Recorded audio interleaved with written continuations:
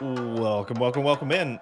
Hey guys, thank you guys for tuning in. It is week 6 of the NFL season.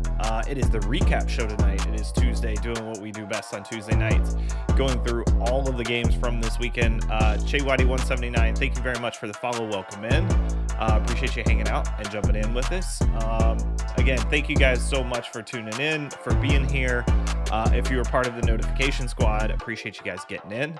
I feel like this is one of the weeks where we are in a really good spot with our understandings of the teams, or at least I feel like I'm getting a better understanding of a lot of these teams now, and what a lot of these teams do well, what they don't do well. And I'm super excited to kind of go through that tonight and talk about a few of these different games, because now that we've been able to see 6 full games from all of these teams, at least that we're talking about tonight, I feel like we have a really terrific base to work off of. So let me drop this in here. Hey, welcome. All right. So it is week 6. Lots of good games from this weekend. We'll start with the Bucks. We'll go over Thursday night again because I do think that that's important. I actually have a more than a few points on that particular game. And then we'll roll through all of the games. Some of them we'll spend a good amount of time on. Some of them we won't spend very much time on. It's just there are some games this week that were really important in terms of understanding different teams. And then there are some games this week where it just wasn't, there wasn't a whole lot to take out of some of these games. So we'll kind of breeze through some of those games. We'll get through all the good ones. One of the things we will also do tonight as well is, and I'll have to do this a little bit later, but is we're going to rank all the teams, top to bottom, 1 through 32. We'll drop them in tiers. I think the tiers are going to be more important as to where I think a lot of these teams sit right now. And then from there, we'll try to rank them inside of those tiers, but that's going to be a much, much harder problem and activity to do. But I think it's good because I think it gives us a better kind of high level view of where each team stands and what they're going to need to do. Gabe, yeah, I did just see, literally just saw KZ was arrested on a DWI for Dallas. I mean, that's probably a 4-game suspension. And it stinks for them because he's actually played fairly well for them. So not great. Hopefully, and the thing is, just because there if for some reason there ends up being no criminal charges, that doesn't reminder that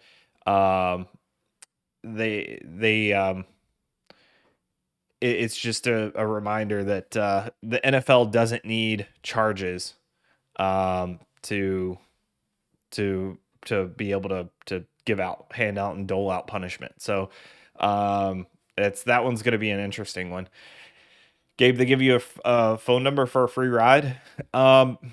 So I'll tell you a funny little story, actually, in relation to this, and I won't say who the player was, but if anybody knows the Tampa area, so where I used to live, whenever I worked for the Bucks, is I used to live in kind of the Soho area, South Howard. South Howard is where a good amount of the bars are in the Tampa area, and I lived walking distance. I mean, less than a mile from it, maybe 3/4 of a mile at most. 10 to 15-minute walk to the bars.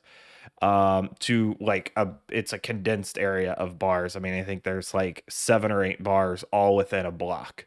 And on Friday, Saturday nights, it's just people roaming across the street, that have been drinking since 6 p.m. And I won't say who the particular player was, but all the players had my phone number to be able to, hey, I need this. I need I'm looking for this. I don't know where to go for this. I've got a problem. Solve this for me. Not like, hey, I got arrested type of things. That wasn't really what I did. I wasn't like the cleaner or anything like that. We had a security team for that. So it's nothing crazy like that. But for me, it was, hey, I need help with, hey, my parents are in town. I need, I need a hotel room or transportation or, boring stuff like that, right? And one night I got a call at 2:30 a.m. Because it's when the bars close. And one of the guys goes, "Hey, I need you to come pick me up. I'm at the bars on South Howard." And this particular player knew where I lived. Um, there goes any chance that it was Kellen Winslow Jr. Yeah, Kellen didn't really rely on team staff like that. He was a very independent guy.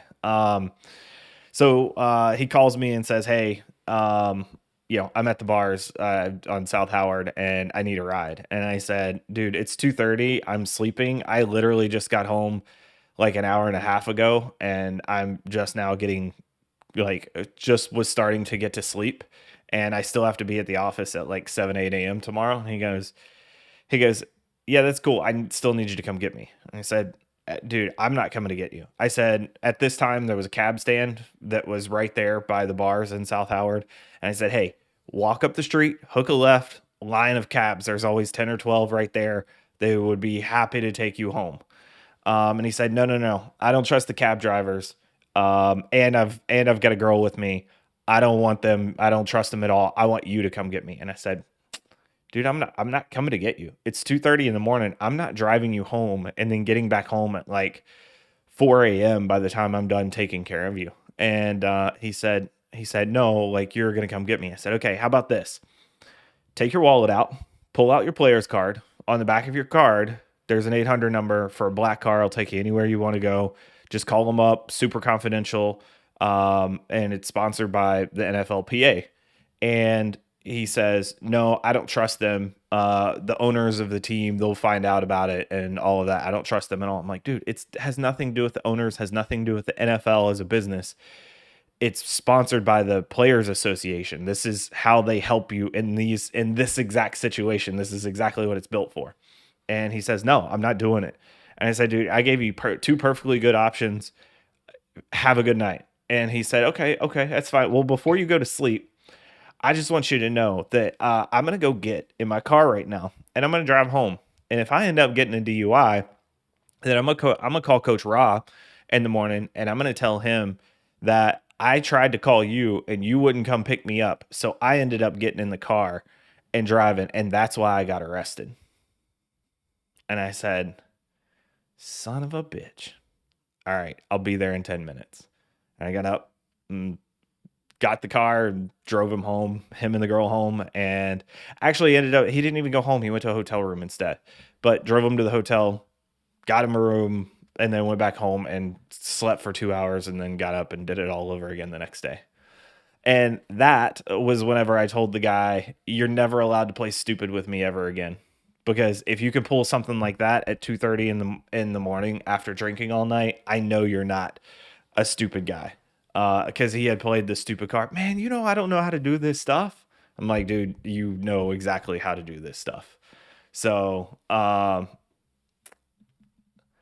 that's a pretty bad mentality from that player. I screwed up, but it was someone else's fault. No, it was just he was one of the guys that I was so within the team, you get to know some of the players from an operations position. Like you get to know some of the players better than others. Some need more things for you or more willing to use you. Some other people like like some of those guys, they have like assistants or they use like their sister or wife or whatever for those different things. This particular guy, and I wouldn't say close, but as far as like a working relationship, we were close. And he was never afraid to give me a call for whatever he needed because he knew that it would always get taken care of and get taken care of well. And in that particular situation, that's why I had no problem telling, because normally I would never tell a player no. Like, "Yeah, sure, whatever you need, I got you, I'll take care of it." But this particular player, I was like, absolutely no shot. And I would never do that with like, out of the 53 on the roster, there might have been like 3, maybe 4 guys I was close enough with to do that or had a good enough relationship with where I felt comfortable of doing that. And yeah, he was one of them. So it wasn't that he was just like, he wasn't trying to be an ass. He just wanted me to do what he wanted me to do, and that was his way of crowbarring me into doing it. So, props for him for being smart and quick on his feet at 2:30 in the morning after a few drinks. So that was one of the milder stories of that I can tell without getting anybody in trouble. But yeah, there was lots of other stories that are similar to that, but that particular one I continue to laugh at to this day because that guy is still a knucklehead, and that was probably the smartest move I ever saw him make. So it was fun. So yeah. All right, a little story time. I wish I could start out every one of these with story time, but the problem is I'd run out of stories very, very quickly, or I'd tell one and then either I'd get in trouble or one of the players that I actually, or coaches that I worked with or cared about would also get in trouble. And I definitely don't want to do that to them. So I appreciate that everything's kept confidential within the NFL. There's a big reason for that. So it's much better than him getting a DWI. Yeah, it's 1,000% better. We had a few players that got in trouble from that 2011. I mean, we had Aqib Talib and we had LeGarrette Blount. We had who's the safety that there was a great story of I put Aqib Talib and who was that? Oh my god, I cannot remember the safety from that team now. Hang on. It wasn't Sabby Piscatelli. I don't think he made it to the 2011 team. It wasn't Cody Grimm. Who was the knucklehead safety from that team? Tenard Jackson. Yeah, that was it, Comerica. That was it. So we went on a road trip, and one of the things that I did is I made sure that all of the players who were traveling were paired up in rooms, and I would always do it and then send it to the coaching staff, and then they would say, "Hey, it looks good." 90, like every game but two, they're like, "Hey, everything works." Or they'd say, "Hey, this player is getting released. This player is going to be by himself, or we need to switch these guys around because this player is getting released. We're signing this guy," whatever it may be. And they'd send it back and say, "Hey, here's the final list."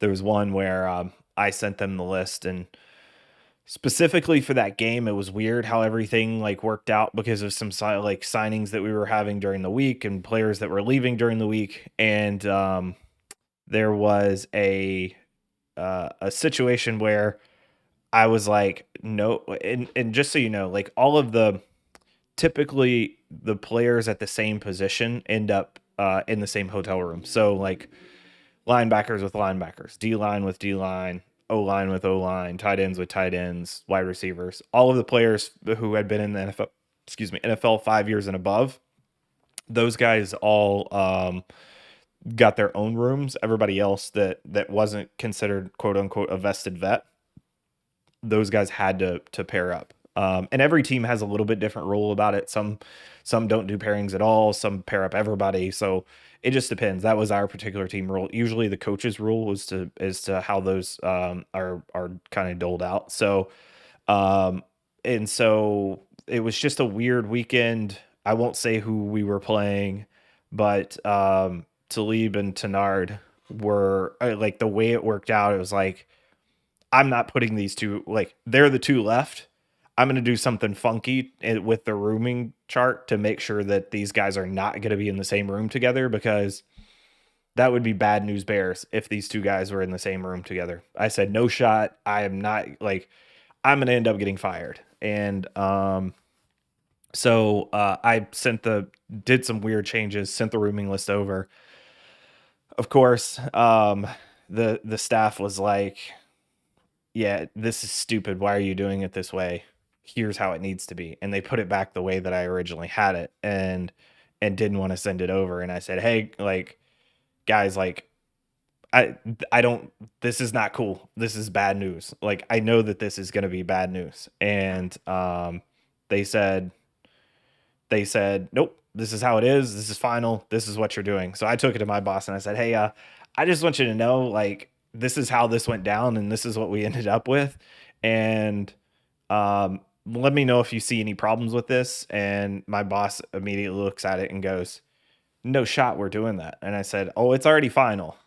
And And they were like, okay, well, let's make sure we let Mark Dominic, who was our GM at the time, make sure we let him know. And he goes, well, if that's what the coaches want, that's what the coaches get. I understand your concern. Duly noted. If anything happens, it's not on your head. And I said, okay, as long as we're there, that's all I needed to know.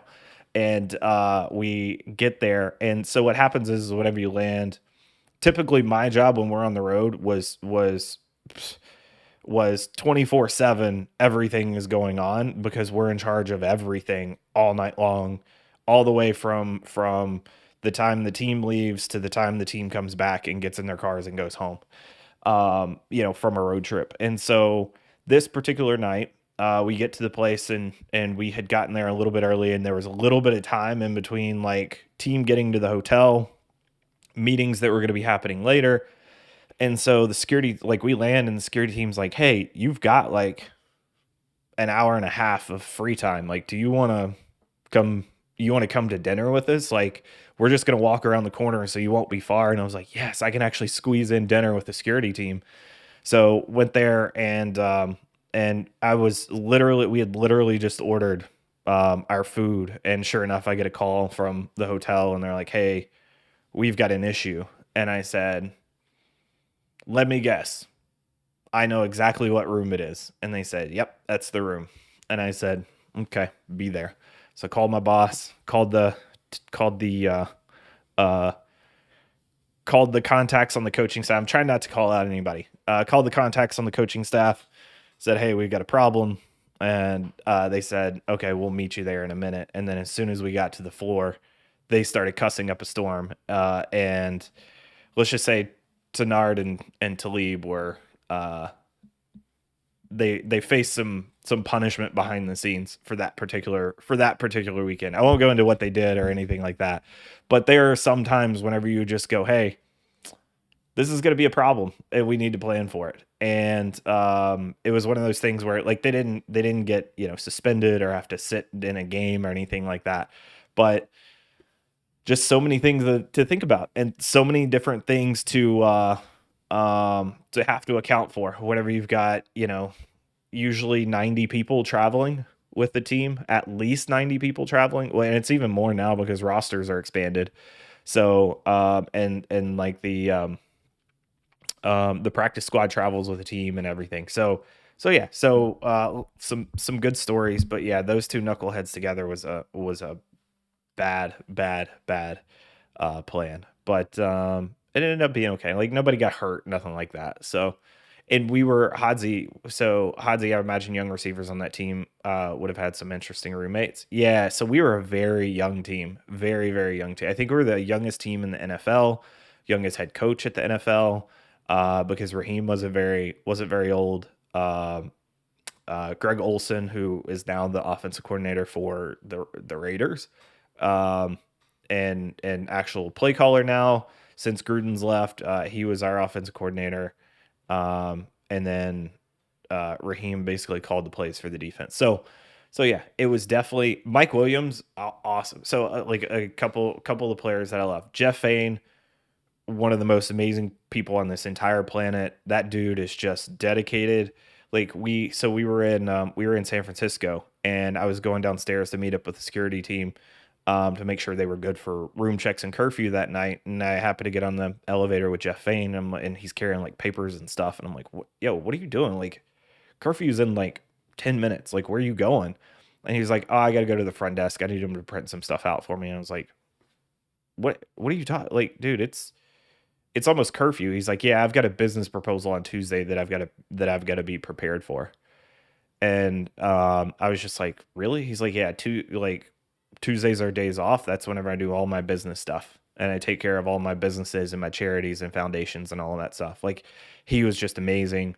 Rondé Barber was amazing, super respectful. And anytime that I was like, hey, we've got like somebody here that is a VIP or was here for like a charity or something like that, somebody that came in from like MacDill Air Force Base and was military, I could just be like, hey, Rondé, and didn't even say anything, and he'd just be up and talking to him, and was fantastic. So LeGarrette was everything you would think LeGarrette would be.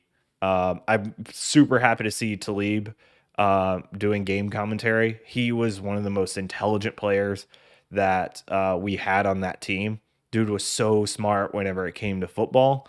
So that was really cool to see. But he was definitely a knucklehead too back in the day. I don't think that that's going to be news to anybody based on all of the things that have been put out there about Talib. But good to see that he's in that spot. But yeah, like a lot of those people, a lot of those players were really awesome. Mike Williams, one of the funniest dudes on the planet, but really kind of chill and laid back too. So yeah, so really some really cool stuff from that team. So sorry, this is recap show, not story time. I apologize. We should probably get on to actually talking about football in the year of 2021 and talking about the football from week 6 because the 2011 Buccaneers are not one of the great teams of all times and probably don't deserve that much in terms of discussion. So appreciate you guys hanging in for story time. I'll try to remember if there's any other good stories that I can tell you guys, but thank you for coming in. So for anybody that might be here that don't know who I am, my name is Joe. I am NFL Philosophy on Twitch and on Twitter. Thanks for coming in. Thanks for hanging out. We do this every Tuesday, Thursday, Sunday morning. Tuesday, Thursday nights, we'll do a recap of the previous week on Tuesday evening. And then on Thursday evening, we will do a preview of the upcoming Sunday, as well as obviously the Thursday night game. Might watch a little bit of the Thursday night game together. So, yeah, appreciate you guys joining me. Hopefully you can join me again throughout the rest of the week. We'll try to keep as these weeks keep going on, we'll get more and more bye weeks. So with less games, we'll get less and less in time. I know some of these have gotten like 4 hours. We need to cut it down to like 2.5 would be perfect. So Hodzi, but they did have the best QB duo of all time, and they were both named Josh. Oh man. Josh is one of the kindest human beings on the planet. Like that dude he didn't have a crossbone in his body, as they say in Kentucky. And then Josh Johnson, if Josh Johnson argued as much about the NFL as he loved to argue about the NBA and had that much passion about the NFL, like he would have been a starting quarterback by himself. That dude loved him some NBA and loved to tell everybody how wrong they were about the NBA. Yeah, like I remember standing next to a plane engine on the tarmac, and I could hear him on the bus arguing about NBA. It's just, and it was every week with him. There was always something about the NBA that he wanted to talk about. So I think he wanted to be. Josh Freeman was nice that 1 year in Washington. Gabe, I think the one of the most embarrassing performances I ever saw for a quarterback was when he went to Minnesota and they played him. He was there for like literally 3 days and they played him. And I think it was like a Sunday night or Monday night game. It was just an awful position, and it made him look really bad. But really, it was a bad choice by the coaches to start him in that particular situation. So, super nice dude. There's not a whole lot bad that I can say about Josh. There's some people that football is their life, and then there are some people that some of the players, and this isn't necessarily about Josh, but there are some people that football is their life and that's all they want to do, and then there are some people that once they get into the NFL and it becomes a job, they need to take that leap into, hey, this is now a job for me. It's what I need to do, and I need to treat it like a job, and I need to put in the work. And there are a few different guys on that particular team that never made that jump. They never really treated it like it was their own business, and everything that they did was either making or losing profit for themselves. And so yeah, so that's one of the biggest reasons as to why we weren't successful that year. Just not enough people all dedicated to the same thing at once. So all right, story time over. Let's get into it. So let's talk about Thursday night's Bucks and this year's Bucks. So 28-22 Tampa Bay Philly. So this game on Thursday night was very, very interesting to me because the previous week the Bucks had played Miami, and I watched the first quarter of it, and I saw that that Byron Leftwich had just opened up the offense and was just going to let Brady do his thing. And as soon as I saw that, I flipped to the Bengals and Packers game and just barely watched any of that Miami Bucks game. And the reason for that is because when they open up the offense like that, there is nobody that can keep up with them. And you saw that in the first two drives of this week. Basically, Leftwich and Brady opened it up, and nobody was going to be able to wrong week. What do you mean wrong week? Oh, do you have me scared, Gabe? I was like, what? Am I an idiot? Do I have the notes on all the wrong stuff? 'Cause I'm like, if I'm going for the wrong week, we're going to be in for a hell of a night. Might as well just end the stream here. So yeah, so for me, they opened up, just letting it fly on Thursday night, and they end up with 2 touchdowns. Philly marches down the field for their first one and ends up with a touchdown. I mean, the Bucks just looked unstoppable for the first few drives, and then for whatever reason, Leftwich likes to kind of creep back to that, like, hey, let's get into the run game again, and we need to establish the run. And it's just not what the Bucks are good at. It's just not. It's Lenny Fournette had one of the best games of his season the other night, and I thought that was really good. Both running and catching the ball, probably his best catching game that I've seen from him in forever. But the desire to continue to run, even though the pass game is just lighting everybody up, is confusing to me. And so for me, I don't understand why they continue to go back to that. And one of the things I complained about was the Bucks. I love to complain about the Bucks and their first down play calling. And what I realized today, actually, after talking to John Ledyard, actually brought it up on Twitter today, and I realized that I'm actually completely wrong. So the Bucks pass more than they run on first down. They're actually 4th overall in EPA on first down, and even when they do run the ball, they're running it for almost 4 yards a carry on first down. So it's not like they're bad on first down. They're actually very, very good. They're a top 5 team on first down. And it's not like them being able to throw the ball when they do throw the ball on first down is simply covering up for a poor run effectiveness. But for me, I kept seeing too many third downs, and those, because I was being biased in the situation and needed to take a step back and actually look at it, objectively.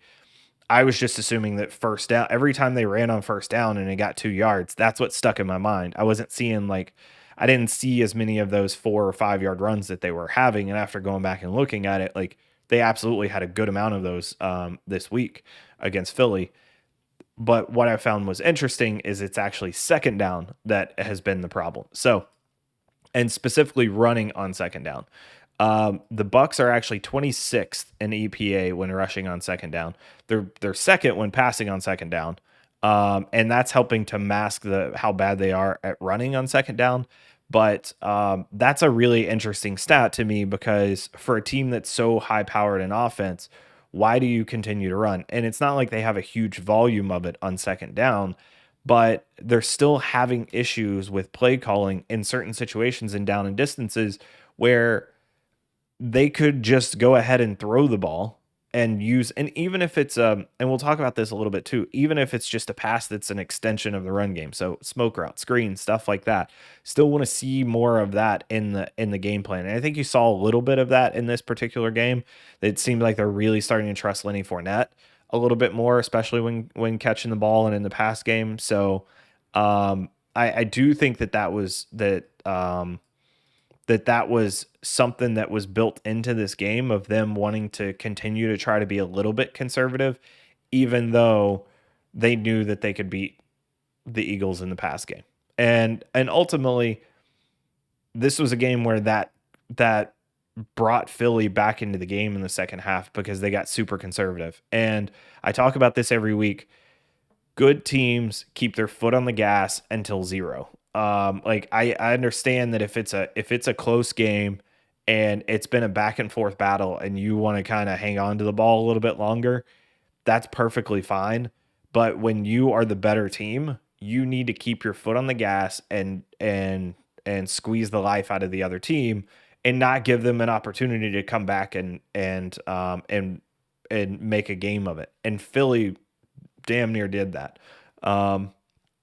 So this was a game where I thought that they started off okay.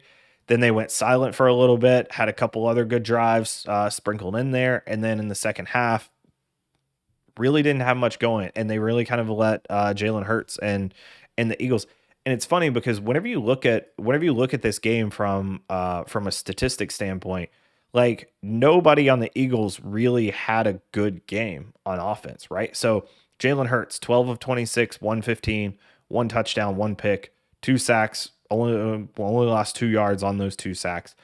Rating of 55.8. Now, I will say in the past game, that makes it look worse than what he was on Thursday night. I think he was better than that, especially in the second half. Like those numbers feel right for the first half. He was awful in the first half, just terrible in the first half. In the second half, he was much, much better. Now, he did have 10 rushes for 44 and 2 touchdowns, which is kind of where like the productivity of that offense comes from. And they really got Miles Sanders going late. Miles was 9 for 56. And then he did have 4 targets, 2 catches for 10 yards. Like, and we'll talk about this in a little bit because I want to make a couple points about that, about Miles Sanders and his usage. And I thought it was interesting. One of the keys to the game for us in this particular game was guys like Jalen Reagor, Quez Watkins, Devontae Smith. Their speed could have been a problem for the Bucs secondary. And I don't think the Eagles came into this with a terrific game plan for those guys to take advantage of that particular matchup. I think it showed up a few times on accident, but it wasn't something that the Eagles identified. And then on defense, the Eagles play very vanilla. They don't like to blitz. They like to run. They like to run a lot of two-man, and zone coverage and play soft and keep the ball in front of them. And that's not gonna win against the Bucs. You're gonna have to get pressure on Tom Brady up the middle, or he's gonna have all day to throw and he's gonna be able to lace you up. So, not a great game plan from Philly. Jalen kind of brings them back all on his own in the second half, finds Devontae Smith and I think the big thing was them getting Miles Sanders going, and we'll talk about that in a second. Hodzi, anecdotally, Bruce, and by extension Byron tend to get into play calling streaks. If a run works, we're going to keep trying to run. If the pass is working, we're going to keep throwing the ball, just feeling it picked up when they were both in Arizona. No data to back it up. So they will tend to go with the hot hand, especially at running back. So if Rojo is the guy that's ripping off 8 or 10 yard runs, they're going to leave Rojo in. As far as play calling, they tend to lean towards it's funny because their offense is built to be a vertical aggressive offense, but the play calling itself is not that. The play calling is not even close to that. And that's what I find fascinating is that they tend to be more conservative in their play calling than with this particular team. And I think a lot of it has to do with the defense and the expectation that the defense is going to be bad. The reality is that if they keep their foot, it's kind of like, it's kind of like if you're in F1 and you have the fastest car on the track. I don't know how many F1 fans I got in here, but I got into F1 because of the Netflix show. And this is, and you can say this about NASCAR or anything like that, right? Like if you're Lewis Hamilton, you have the best car on the track and you know that nobody can keep up with you. You don't really have to play a ton of defense. Like just put the pedal to the metal and drive your best route and drive your best race, and nobody's going to be able to keep pace with you. That's what the Bucs need to do. Like just keep their foot on the gas. It's the Chiefs, man. It's the Chiefs from the last 2 years. Hey, look, we know our defense isn't the best, but we don't really care because if we score 40, you're probably not going to beat us. Our defense may not be that good, but if we score 40, you're not going to score 40 on our defense. We're going to cause enough turnovers before you get there. Now, there's a few teams that could be a problem with, that the Bucs may have problems with like that whenever you're talking about like the Rams or the Chiefs or Dallas for like in the NFC, potentially Arizona. Like they have offenses that could potentially take advantage of your defense. But for the most part, for 14 out of the 17 games this year, Teams aren't going to be able to do that against you. So keep your foot on the gas, keep everybody behind you, keep them in the rearview mirror, keep them chasing, and you're going to be okay. But that's not necessarily how the Bucs seem to want to play it. They will get streaky in their play calling, where they'll open up the offense and then they'll really dial it back, and then when they get put into a pinch and it's third down and 3rd and 8, 3rd and 10, then that's whenever they're going to end up just kind of end up saying, all right, Brady, bail us out. And Brady's become very, very good at that. Gabe, Bucks could keep their foot on the gas and win 45-30. Yeah, exactly. Every game. Who cares? And that's the thing. Get to 45, then put the brakes on, right? Like, get to that last lap and know that everybody else is a lap down. Then you can put the brakes on. But don't put them on too early, because there's no reason to. You don't have to finesse your drive. You don't have to finesse your game plan whenever you know that you can put up that many points on pretty much any defense in the NFL. Like, I just don't understand why they don't continue to do that. So that's kind of my disappointment in them, and one of the things that I get frustrated with every game.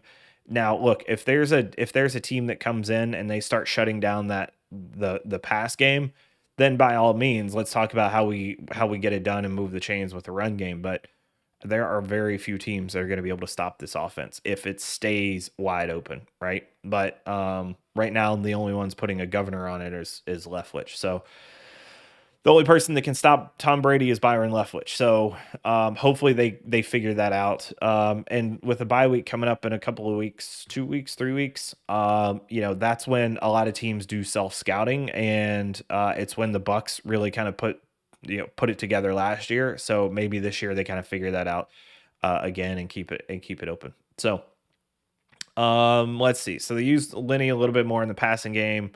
Lenny had 6 targets, 6 catches, 46 yards, 81 yards rushing.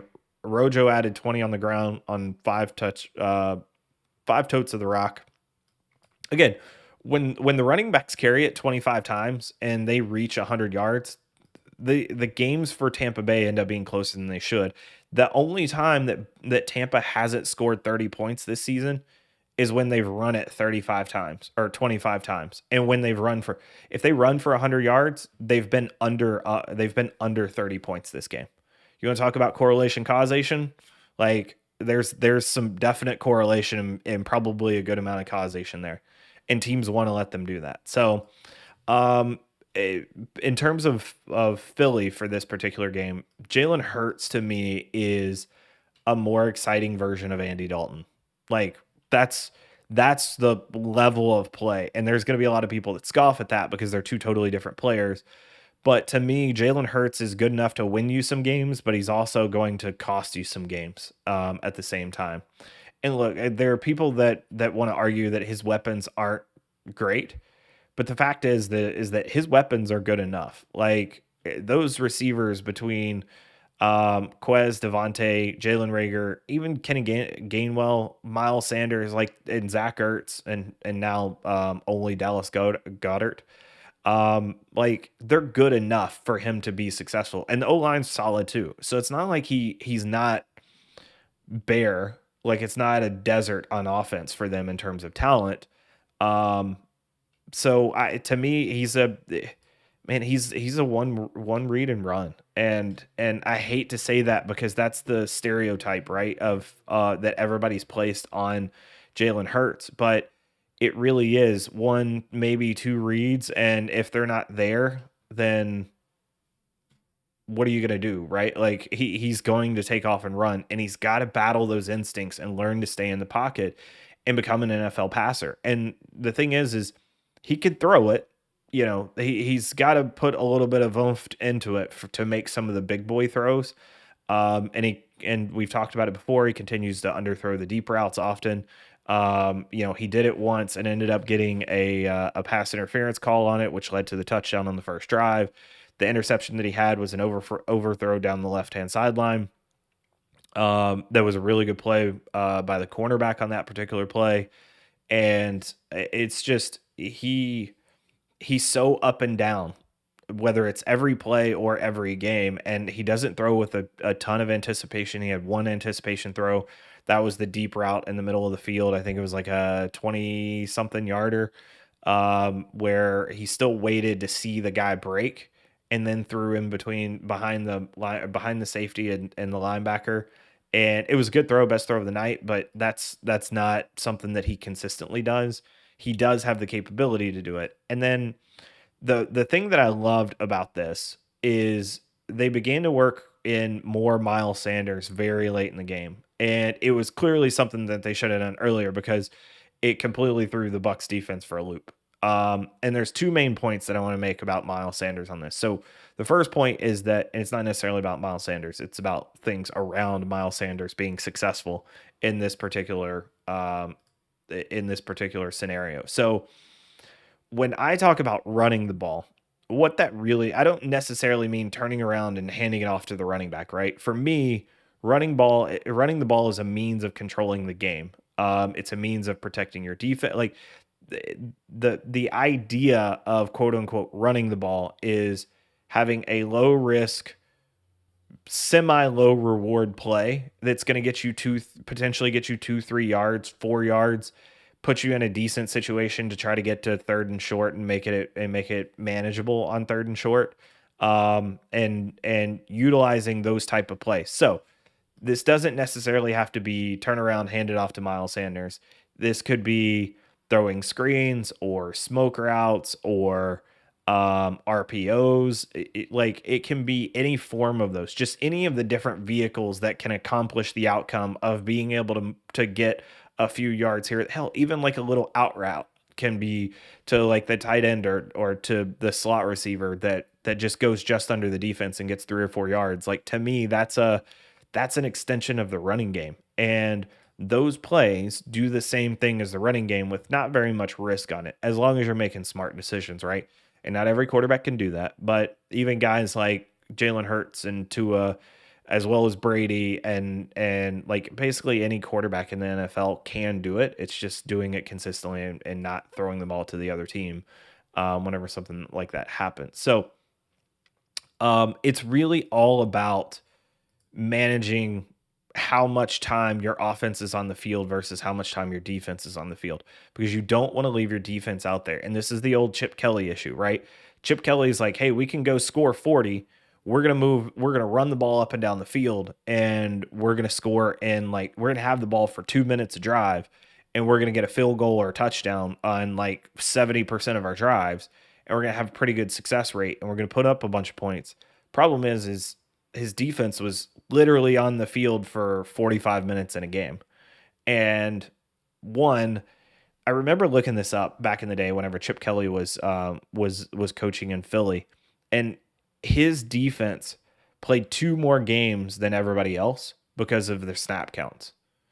His defense played 2 more games in a season because they were on the field so much more than everybody else. Even the second team in terms of snap counts, they were that high up. They were on the field that much. And you just can't, it's hard to win like that. So to me, and again, I've said this before, running isn't necessarily an offensive strategy. It's a defensive strategy as well. And that's where most of the value from quote unquote running the ball, which again, doesn't necessarily equate to the number of rushing attempts in the box score at the end of the game. There are other ways to accomplish this, but managing the offense and managing the clock is a big thing, because it's about getting the yards and keeping the clock running and not putting your defense on the field for 40 minutes, which the Eagles defense was, by the way. The Eagles defense was on the Bucs had the offensive ball, had the ball on offense for 39 minutes and 56 seconds. That means the Eagles offense or defense had to defend the Bucs offense for 40 minutes in this game. I mean, can you just imagine putting your defense out there and saying, all right, you got to stop Tom Brady and all of these weapons for 40 minutes? Like, that's a pain for any defense. Doesn't matter who it is, but you can't do that. And it's just no chance that you consistently stop them when you're out there for that long. So to me, the Eagles need to find ways to get the ball into Miles Sanders' hands, however that needs to be. Jalen Hurts is too volatile of a QB to be able to put the game on his shoulders and just let him run with it.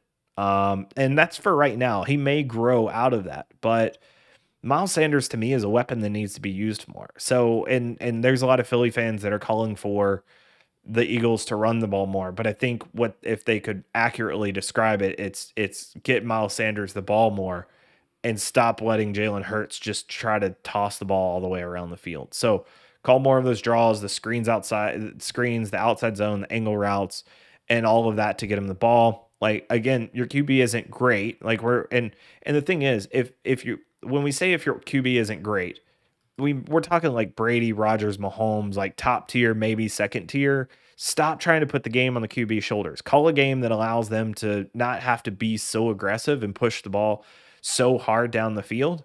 And good things will typically happen for your offense. New England's doing that for Mac Jones, the only rookie quarterback to receive that treatment this year, and he looks better than all the other rookie quarterbacks so far. Jacksonville is figuring that out with the run game and doing that with Trevor Lawrence right now. And he's looking much, much better, much, much improved. And then Jacksonville actually got their first W because of it. So, like that seems very obvious to me, but doesn't seem like it's something that coaches feel like is very obvious. So that's the first point. Comerica, you also want to keep the 44-year-old QB's arm still functioning in January and February. I'd have to think. It's not like Brady is. If you looked at Brady's passing chart, like his heat map of where he's throwing the ball, yeah, he's taking some downfield shots, but it's not like they're asking him to make tons and tons and tons of those throws. A lot of his throws are shorter routes, outs, like the screens to Antonio Brown. He's had a few screens to Lenny, like, but at the same time, like him throwing 44 times isn't like an NFL or isn't like a major league pitcher who's throwing 95 miles an hour 100 times and then comes back and does it again on 5 days rest. Like it's not like that. I'm not concerned about Brady's arm at the end of the year. Now, if he had an injury in that arm, potentially now I'm concerned about it. And then we're putting him on a pitch count. But for now, I don't have any concerns about that. I understand why people might, but for me, it's not a factor in the decision making right now. Gabe, also probably why Bill fourth down decision and end of half decision making is like that. He's been super conservative recently, and I get that it's just it doesn't make sense to me because even against the Bucks, like Mac had completed 20 passes in a row, and most of those went for more than 3 yards. So when you're 4th and 3 and potentially need to kick it from 56 out, like if listen, if you can't trust your quarterback to make first down on 4th and 3, then against a bad Bucks secondary, then you probably shouldn't have drafted him in the first round. Sorry, even as a rookie, you still got to be able to trust him to make that particular play. And it's not like the Bucks were getting. I mean, the Bucks were getting good pressure on him, but he was dealing with it fairly well in the context of that game. Analytics say you go for that every single time. With context factored in, it doesn't change your decision. I think it's still a positive decision for the Pats. Not to mention the whole like leaving a minute on the clock. If they did make that, they still left a minute on the clock for Tom Brady, who was moving the ball on him pretty good whenever they opened it up and gave him the chance that night. The problem was Leftwich completely neutered that offense and said, "Hey, we're just going to keep it on the ground and not do very much in terms of the passing game." So again, analytical like decision making as well as the context of the game, I don't think there's anything there. There's Bill's losing his edge. And I retweeted a chart earlier this week that was it basically talked about teams that have gone for it when they should have, and the amount of EPA lost on all of those plays. And the Bucks were fourth worst in terms of going for it and losing a significant amount of EPA. And the Patriots were the worst. So sad. It's sad because Bill was the guy that did it, right? Like Bill was the guy that was ahead of the curve back 10, 12 years ago. And now he's the one that is losing the edge. So Jares, welcome in. Yo, who should I flex this week? Waddle or Patterson? Half PPR. Hey, you know what, Jares? I haven't looked at all the matchups this week. Let me look at let me see this. Let me do week 7 NFL schedule just to make sure. So, I will say this in watching Miami, I think Miami has a better game plan with for Waddle when Tua's in the game. Like they seem more, and it may have just been coincidental timing, but it seemed like Miami was um, more apt to use Waddle this week than they had been before because I think he's probably the best playmaker on their team right now. It's hard for me to say anybody over Patterson. Yeah, I honestly I would go Patterson. I just there's nobody on Miami that's going to be able to manage Patterson, and I think he's your probably he's got as high of a ceiling as Waddle for this particular game, um, but he's got a much higher floor. So safer play, but still tons of upside for that particular one. Gabe, you agree with me? I appreciate that. You can disagree with me, by the way. You guys are it's more fun when you disagree with me because then we can have a discussion about it. When you agree with me, I got no ammo left. Final point I want to make about the whole Miles Sanders thing. So the second point that I wanted to make about that is like teams have decided that they just don't want to run the ball against Tampa Bay, right? And I've been telling you guys for a few weeks now they're not Tampa Bay is not as stout against the run as teams have made them out to be.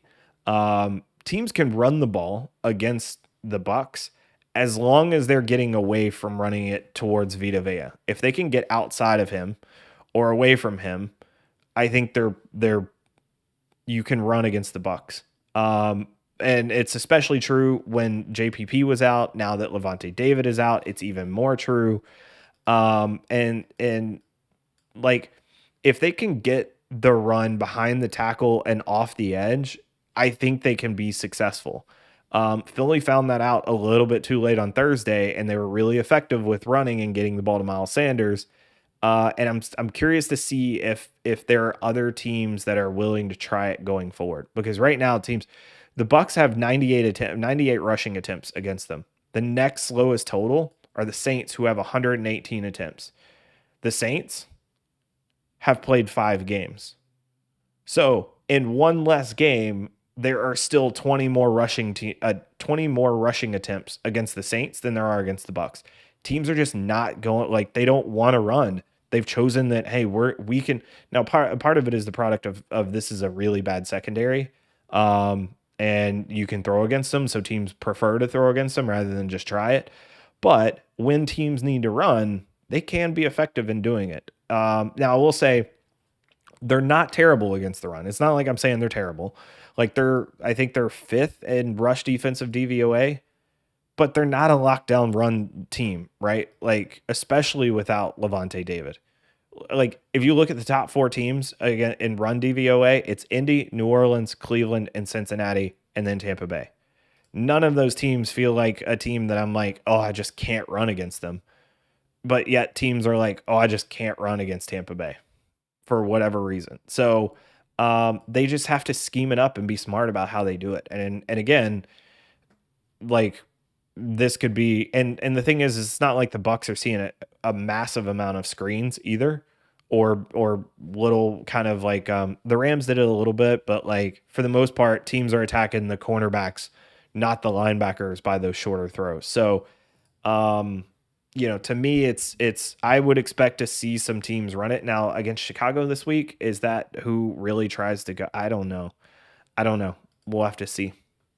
Gabe, I just saying from Belichick's POV is why, but he made some of those even with Brady, if I recall. Yeah, even like that's the thing is, so I was talking to somebody had DM me about it whenever I was talking about the Bucks and or Belichick and the Magic just disappearing from his play calling and the things that he was doing, and somebody had DM me and hit me with some numbers from some special stat websites, and Basically, what they said was since I think it was 2011, 2010, 2011. The offense was so good in 2011 that they never had to really think about going for it. It was always just a go. And then as of 2012, it starts to decline from there. I think there's an uptick in 2015, and then from there it just falls off a cliff. And he's just not interested in going for it nearly as much anymore. Can Vea stop Derrick Henry? I mean, Vea's impact in the running game can help stop Derrick Henry, yes. Um, I think that the Titans are good enough in run blocking that they're going to have a good plan for a guy like Vita Vea. They're going to move him off the ball, run away from him. It's not just Derrick Henry. Derrick Henry's phenomenal. He's the best running back in the league this year, obviously. Um, but they're also pretty good at scheming it up for him too. They put him in situations where he's going to be able to find holes and get him into the second level of the defense, and then from there, the game tends to deteriorate for a defense when Derrick Henry's on your linebackers and on your safeties and corners. All right, so that's Bucks Philly. We took an L in that game. We took the Bucks minus 6.5. We took the L because Sirianni decided to go for two whenever he was down. They were down 14, scored.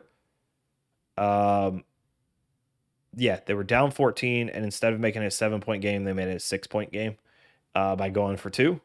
And that ended up costing us the cover. Gabe, that was the right go for two call. So I've seen different things. Going for two in that situation, it makes more sense than not to me whenever you break it down, right? So if going for two is 50-50, which is about what the numbers say that it is, then if you go for it and miss it on the first one, it doesn't change your percentage on the second one, but with the larger sample size, theoretically you should get it on the second one, right? Like if you play the numbers, you miss on the first, you get it on the second. So if you call that a wash, then there's no reason for you to not have to be scared about going for two the first time. Whereas if you go for one, you're just going to get 1 and 1, and there's still a small chance that you might miss it, especially if you're the Chargers, and missing an extra point. And so for that particular reason, a lot of teams are deciding that going for two when they're down 8 makes sense, because now all of a sudden it's 2 field goals, not a touchdown and an extra point that get you, they get you tied. So it definitely, there's a lot of sense to it. And I don't think that one's something that will come around and be mainstream until probably next year. Like at least, like that one's not something that people are going to jump on board with because it feels so far out there. Chargers should replace the kicker on its roster with a normal player. We'll talk about that. Last week I said I would be surprised if Vizcaino was still on the roster, and then he comes out and misses another extra point again this week. Brandon Staley's a smart guy. I think he can't. He seems like a nice guy, a genuine guy, a thoughtful guy, and I think it seems like he wants to give Vizcaino the opportunity to redeem himself, but nope. If you can't do it, if you can't kick an extra point, then let's just not. Sorry, buddy, that ain't gonna make it. All right, Miami Jacksonville. So Miami was -3 coming in this game. Obviously, Jacksonville ends up winning it, last second field goal. One of the things I saw this week was that Tua had one of the better QB grades by PFF. Like I think he was like a top 5 quarterback in their grades or something like that, somebody said. And that's one of the weirdest things to me. Like Tua wasn't awful, and he played an okay game, but basically everything he throws are screens and outs, and then he takes the deep shot. And when he takes the deep shot, it's what we used to say in baseball was it's asshole and elbows, right? Like you got to put everything you got into it. Like you're going to see everything coming through on that throw because he's got to give it everything that he's got to be able to get there. Like a lot of his throws didn't look particularly strong. To me, I think he's a limiting QB for Miami, not an uplifting one. And that stinks for them. Now, look, their offensive line is an atrocity. It's probably the worst in the NFL. And and Tua's plan behind that isn't necessarily great for him. And he had some good throws, but he also had some really bad misses. So it was a very middling game to me. His first game back will give him a pass, but it was also against the Jaguars, so would have expected a little bit more. It was in London, so that is an added element. I think the biggest thing from this game is Miami is a huge disappointment for me. Like they just have no O line. The questions at QB. They have some solid players at skill positions and guys like Parker and Waddle and Gesicki. Um, they have two really good quarterbacks. They lack cornerbacks. They lack a pass rush. It just feels like what was working last year, what made them they were better than the individual parts as a team. And they just can't seem to put it together. And it's a weird setup in terms of how they're coordinating and play calling on offense. Like I don't get it in particular what's going on in Miami. I was hoping for more, and there's just nothing. And my question is even after what like after watching Brissett play while Tua was hurt and seeing Brissett play for the last few weeks, I think you have to question is Brissett, if Brissett is in this game, does it potentially change the outcome of this particular game? Right? Like to me, that's something that they have to look at and say, if Brissett comes in and makes a few good passes like he has, like he kept up with the Raiders, and the Raiders have shown that they're a fairly solid team. So I are is is Tua really an upgrade over Brissett, or does Brissett potentially win this game for you? I don't know. I can't answer that question and be confident that in saying yes. And I think that's something Miami's got to ask themselves. Gabe, if the Chargers signed Blewett from Washington football practice squad and him blowing kicks would be funny. Yeah. Yeah. There's been some weird names. Like there's a Hackenshank or something like that for a punter. I'll be honest, like studying special teams is not my forte. It's not what I typically want to do. Jags still will not have won in the USA since September of 2020. Yes. But W's across the pond still count as W's here in the US. Based on the exchange rate, that one win on Sunday was really worth 1.37 wins. Nice. I mean, sure. Balfour. Oh yeah, Balfour. I never thought about that actually, Comerica, because I've always said Balfour, never thought of Balfour, but that makes sense.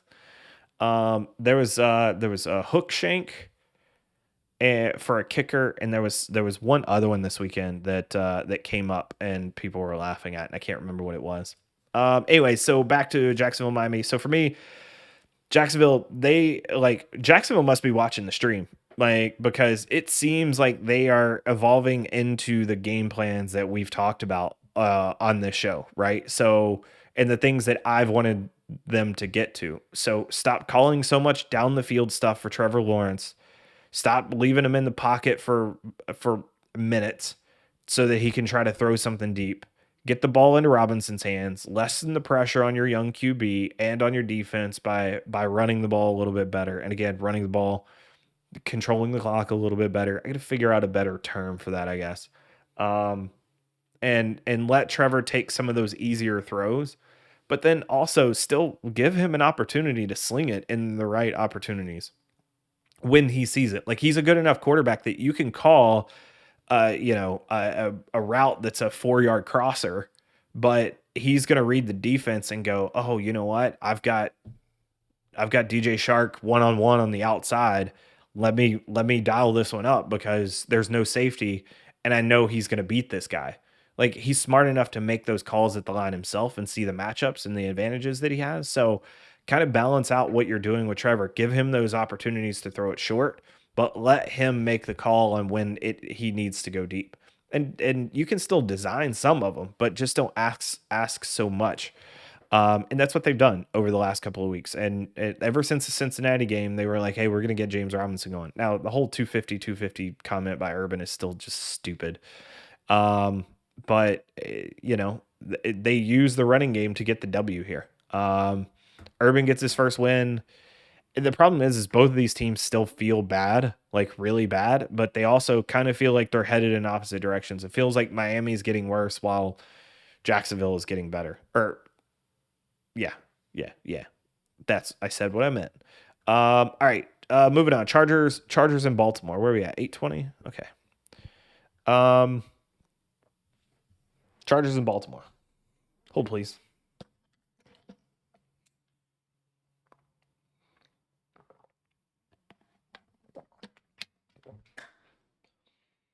All right. So you guys know I love I've been on the Chargers. I've thought that they were a Super Bowl team.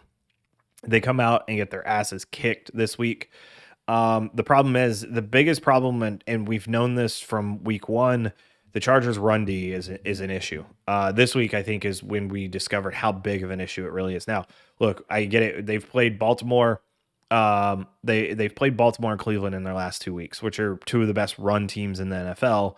But there were signs of this before those two games. The Chargers' offense is terrific, but when the other team's offense is on the field for 38 minutes, it makes it hard for your offense to come in and score a bunch. And it makes it hard for your defense to keep the other team from scoring when they're out there for 38 minutes, right? Like we literally just talked about this with the Bucks and the Eagles. So if the Chargers can't fix this run D, not only does that take away does that allow points to be scored against their defense, but it also negates a lot of the edge for their offense as well. Like you can have a really good offense, but if your offense is only seeing the field for 20 minutes, they're not going to be as powerful as if they were out there for 30 or 40 minutes, right? So this is something that they gotta fix. Brandon Staley said that they're going to take the bye week to do exactly that. I think the important thing to call out here is that down the stretch, this could cause some problems for them. And it's especially going to be a major problem against the big boys in the AFC that can run the ball, like guys like Baltimore, KC, Buffalo, and then even some of the second tier teams like the Titans. They could lose to a team like the Titans because they can't stop the run. And the big thing is Baltimore offensive line dominated this game. I think that was the biggest story. Like Lamar played just okay, but the offensive line was huge. The Chargers got bopped. They got bopped actually on both sides of the ball up front. Lamar had all day to throw. The run lanes were huge. I know he took a couple of sacks, but I was just he held onto the ball a little bit too long. He couldn't really escape the pocket. But I mean, just when the offensive line is playing at that level and there's just run lanes and no pressure is happening, it's hard to win like that, no matter who you are and who your quarterback is. Lamar only went 19 of 27, 167, one TD, two interceptions. Statistically, not one of his best games, but also he didn't get help from Hollywood Brown, who drops another touchdown. I will say Lamar and Mark Andrews have some serious chemistry going on. Like they're so on point when the play is on time, and then they're even extremely well aligned when Lamar breaks the pocket.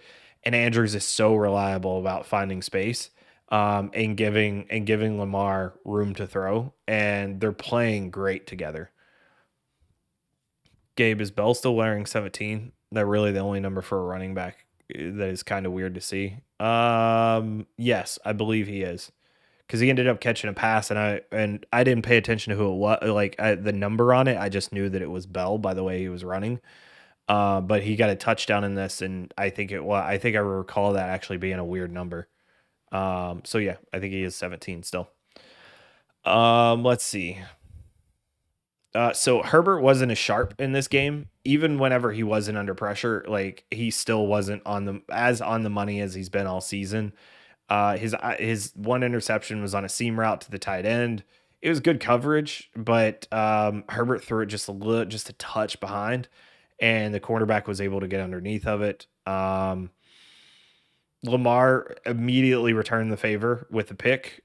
He just completely missed the linebacker in the middle of the field. He was so locked on, he just threw the ball, and the linebacker was standing right there. He just had tunnel vision on that particular play. Cook continues to be a huge red zone threat for the Chargers offense. He doesn't get a ton of targets between the 20s, but whenever they get inside the 20, like he becomes to be a big weapon.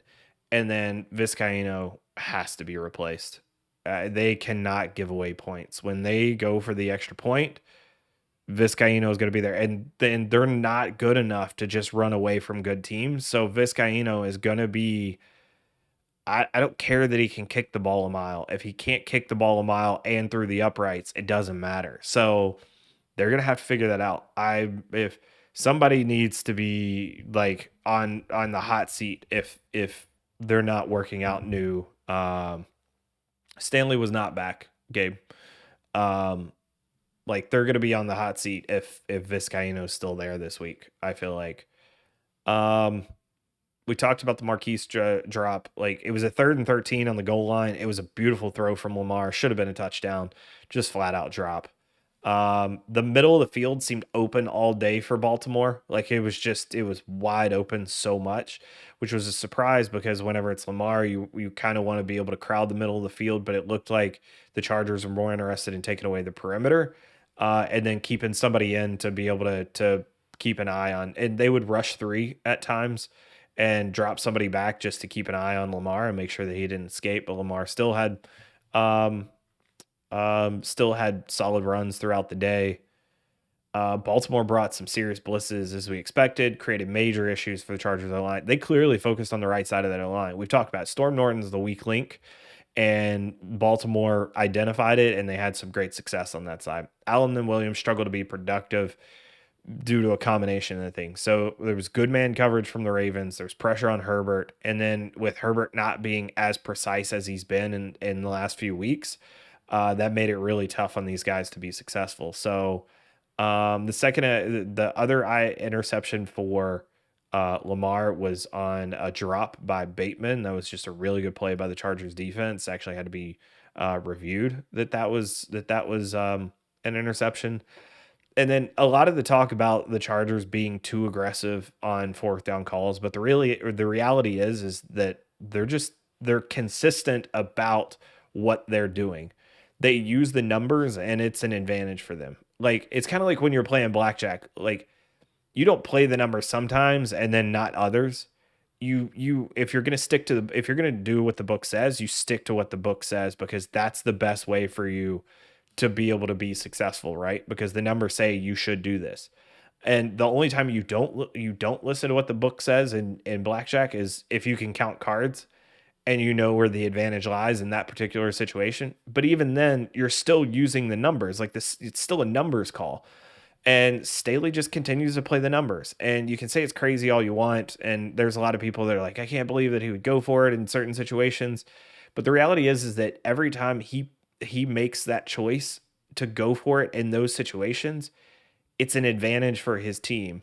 And when he's super successful in it, just like he has been in the first few weeks, he's stacking an advantage, one on top of another, on top of another, on top of another. And when you start stacking those advantages, now all of a sudden you're putting yourself in a better position to be successful against the other team.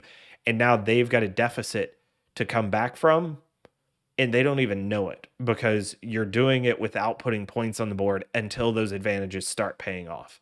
And that's the way that they've won a few of their games with the Chiefs. He made a few 4th down calls that people are like, I don't know, but he absolutely made the right calls. They became an advantage and they directly resulted in points. So I don't have any problem with the choices that he made in this particular one. He's doing what the book tells him to. And you can question the play calls on those particular situations and what they choose to do in those situations, but the call of actually going for it by the numbers makes sense. All right, so that's Chargers. I think Chargers are going to be fine. Like I said, they've got to figure out that run D. I know they want to invite the run to a degree, but if they can't stop it at all, that hurts their offense. So, all right, Minnesota, Carolina. So Sam Darnold not good in this football game for the first 3.5 quarters. His receivers didn't help him out at all. His first throw of the day was a pick. Like the next 45 minutes didn't get much better. And then all of a sudden in the 4th quarter, he just decides to come to life, gets his legs going, leads them to a field goal and then to a TD, to make it a game in the 4th quarter and push it to overtime. He had a few hospital balls mixed into a lot of his passes. Some of the passes that are likely ruled drops by the wide receivers were really kind of on Darnold because he wasn't helping them out at all because the ball was either high or behind or just completely off target. Carolina's defense did everything they could in this game to keep this going, and Minnesota's offense just proved to be too good.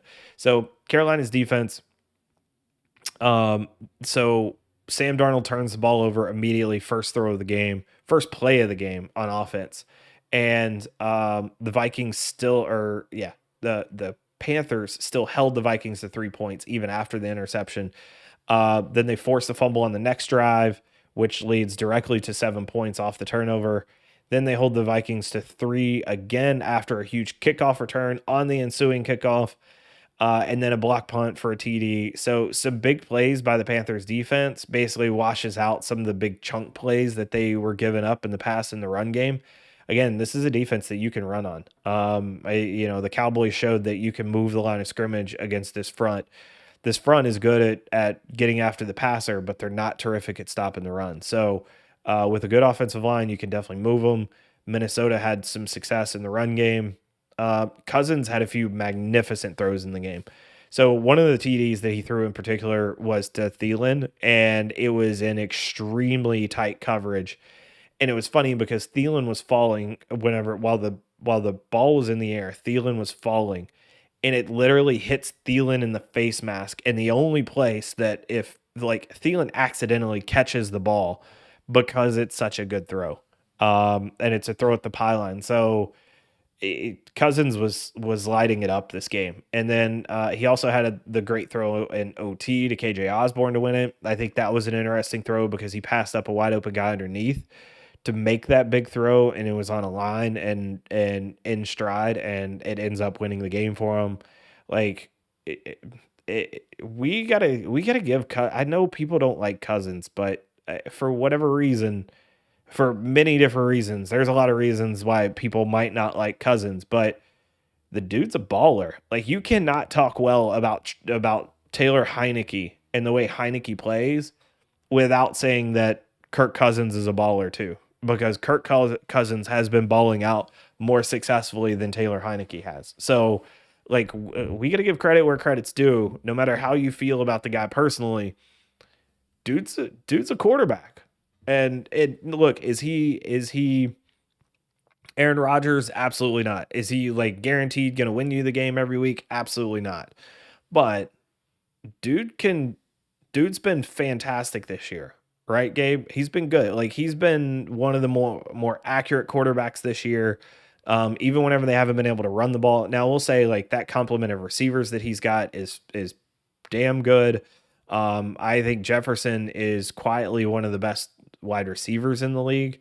He may be the best wide receiver on that team, and that's saying a lot because I love Adam Thielen. Love Adam Thielen, and I think Jefferson might already be the best receiver on that team. The disappointing part about this game for me, Mr. Mike Zimmer plays for the long field goal at the end of the game. Like, it's so annoying because this just continues to happen. I don't get it. I don't get how coaches can't watch film and see these 50-yard field goals being missed and continue to want to play for these. I know your kicker can hit it from there. I can hit a half-court shot. Doesn't necessarily mean that you want me taking a half-court shot to win the game, right? Like, it's not ideal. Same thing for, like, it's not even a half-court shot. It's like a three-pointer, right? Like, I'm probably somewhere near 50%. And being able to hit those whenever I'm wide open, maybe. So it's just so frustrating to continue to watch coaches do this. Like, it's funny because it's like they know exactly where that little field goal, like field line needed to make a field goal. It's like they know exactly where that line is. And as soon as they cross that line, it's like, oh, I don't have to, no more offense. Don't need any more offense. And the reality is yeah, you need at least 10 more yards to feel comfortable about having a good shot. And then, like, honestly, play to the 2-yard line. right? Like play to get inside the 10, inside the 5 and then feel better about being able to kick it. But I get it if you don't have time, but if you've got 30, 45 seconds on the clock and you get inside the 45 and you're like, "Oh, okay, I'm in range." And then you just kind of kneel on the ball or you run your quarterback to the middle of to whatever hash mark, or you just kind of hand the ball off and hope on a dive play and hope that you can get a couple more yards out of it. Like, you deserve to lose the football game. You deserve to lose it. And I'm not going to feel bad for any teams that do. So Zimmer played for the long field goal, missed. They end up winning in overtime anyways because of the KJ Osborne touchdown. Kirk Cousins bails him out. Like, Zach Taylor almost got bailed out by Burrow. Like, it's a frustrating thing because it's so obvious and coaches still continue to make it. On the other side of the ball, so Panthers, I think this is interesting. I'm going to say this, but I also need to hit like a caveat. So the Panthers need to figure out better ways to get DJ Moore the ball. Like, DJ Moore was actually force fed this game, but he only had 5 catches on 13 targets. Like, that's a very low percentage in terms of targets to actual catches. Now, look, some of those were drops on his own. There's at least 2 that I can remember. And he did end up having 73 yards. But without CMC, they need to run the CMC offense with DJ Moore back there. Like, if they did that, I feel like they would be a much better team because he's so good with the ball in his hands. He can do most of what CJ or what Christian McCaffrey can do. I just get him the ball and let him be a playmaker for you. Like, to me, just think of him as a better Cordero Patterson. Basically, he can do anything you want if you can just get the ball in his hands. He's just that dynamic. So I don't really fully understand that Carolina's reliance on Sam Darnold. I get it, CMC's out, but they have DJ Moore. If they can figure that piece out, they can get back to winning games because they had a shot at winning this particular game. Even though Sam Darnold played like doo-doo for the first 3.5 quarters. Cousins has been good this year, Gabe. He's been like 10 to 15 range the last couple of years. He's playing like a top 10 quarterback this year. Viking kickers or Chargers, which is worse? Right now, Chargers, because they can't even hit an extra point. Vikings can't hit it from 35.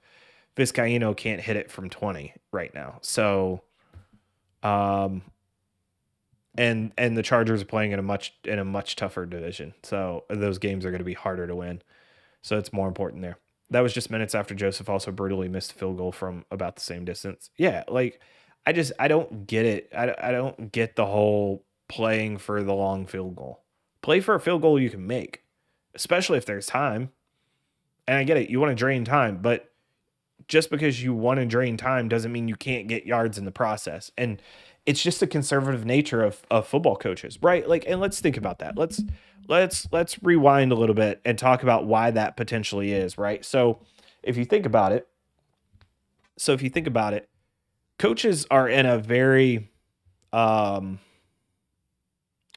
public position.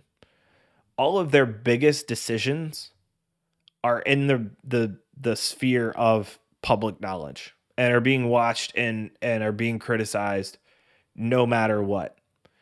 And the reality is you can make 95 good decisions and make one bad decision, and the news story will be about the one bad decision that you make. And it's actually a bias, right? Like there's a bias for, I forget what the actual name of it is, but being incorrect is the one thing that people notice.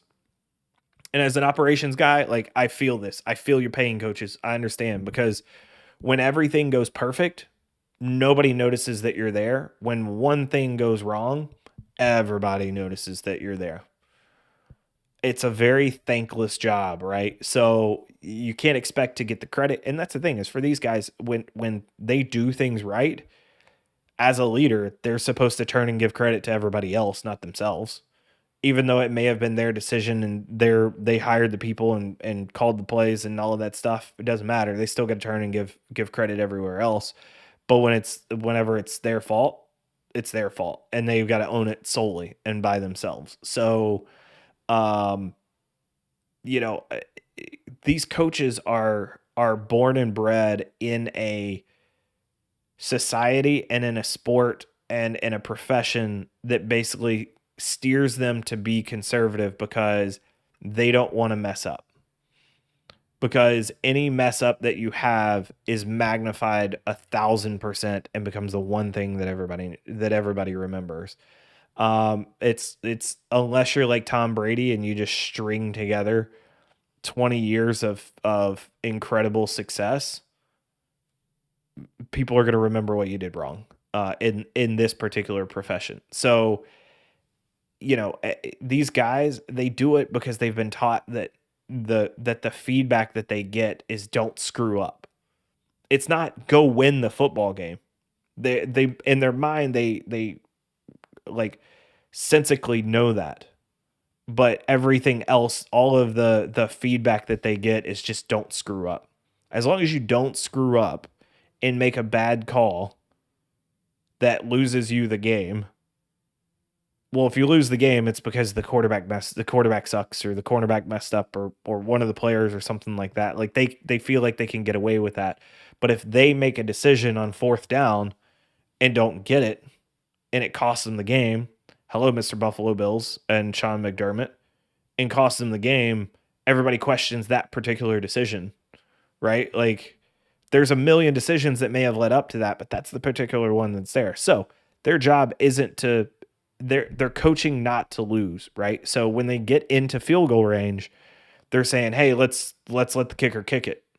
Because if they coach and continue to keep the foot on the gas, and they continue to let their quarterback throw it, if the quarterback throws an interception, people are going to go, "What the hell were you doing throwing the football in that situation? Like you're inside of field goal range. What are you doing?"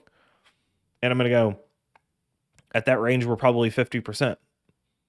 And especially in a clutch situation, maybe we're 50%. If I get 10 more yards, I go from 50 to 75% of making it.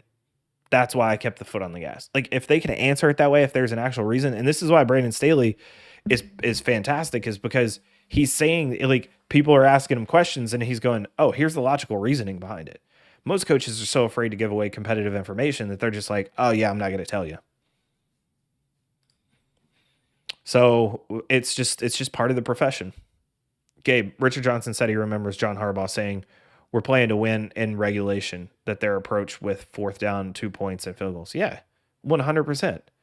Wait, here's the thing: is if you're the team to win, like if you're the favored team and you're supposed to win this game, like to me, you everybody talks about, oh, if you're the underdog, like you got to go for two, and you got to take the opportunity when it's 50-50 shot.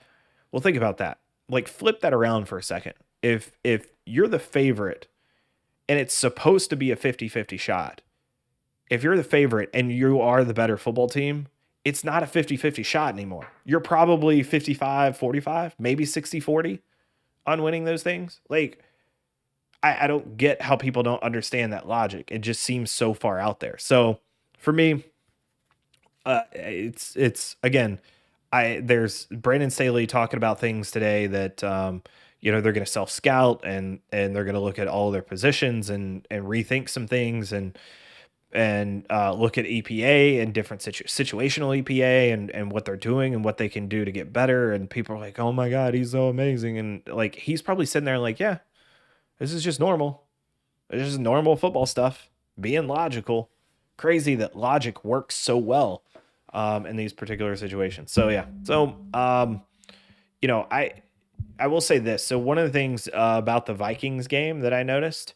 So the Vikings actually got their first round pick, tackle Christian Darrisaw, into the game this week. I actually think he got some snaps last week, if I remember correctly. He saw his first significant snaps this week. I can say that much. And if he turns out to be very, very good, that's a huge deal for them, because the offensive line improving in pass blocking specifically is going to make them an incredibly tough offense to stop. They're already good on offense. They just got to be better. And the defense the problem with the Vikings is their cornerbacks are so bad. Like Breland ended up with an interception. He was the one that got the first interception in this particular game, but he gets beat way too much. Cornerback's one of those positions where you don't want somebody that's a big time. It's not ideal to have a big time playmaker that's going to give up big time plays as well, because they're more likely to give up more big time plays than actually, make big time plays.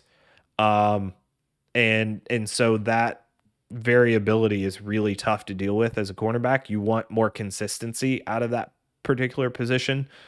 Like you're okay with giving up like 6 catches for 40 yards. Like that's fine. It's not that big of a deal.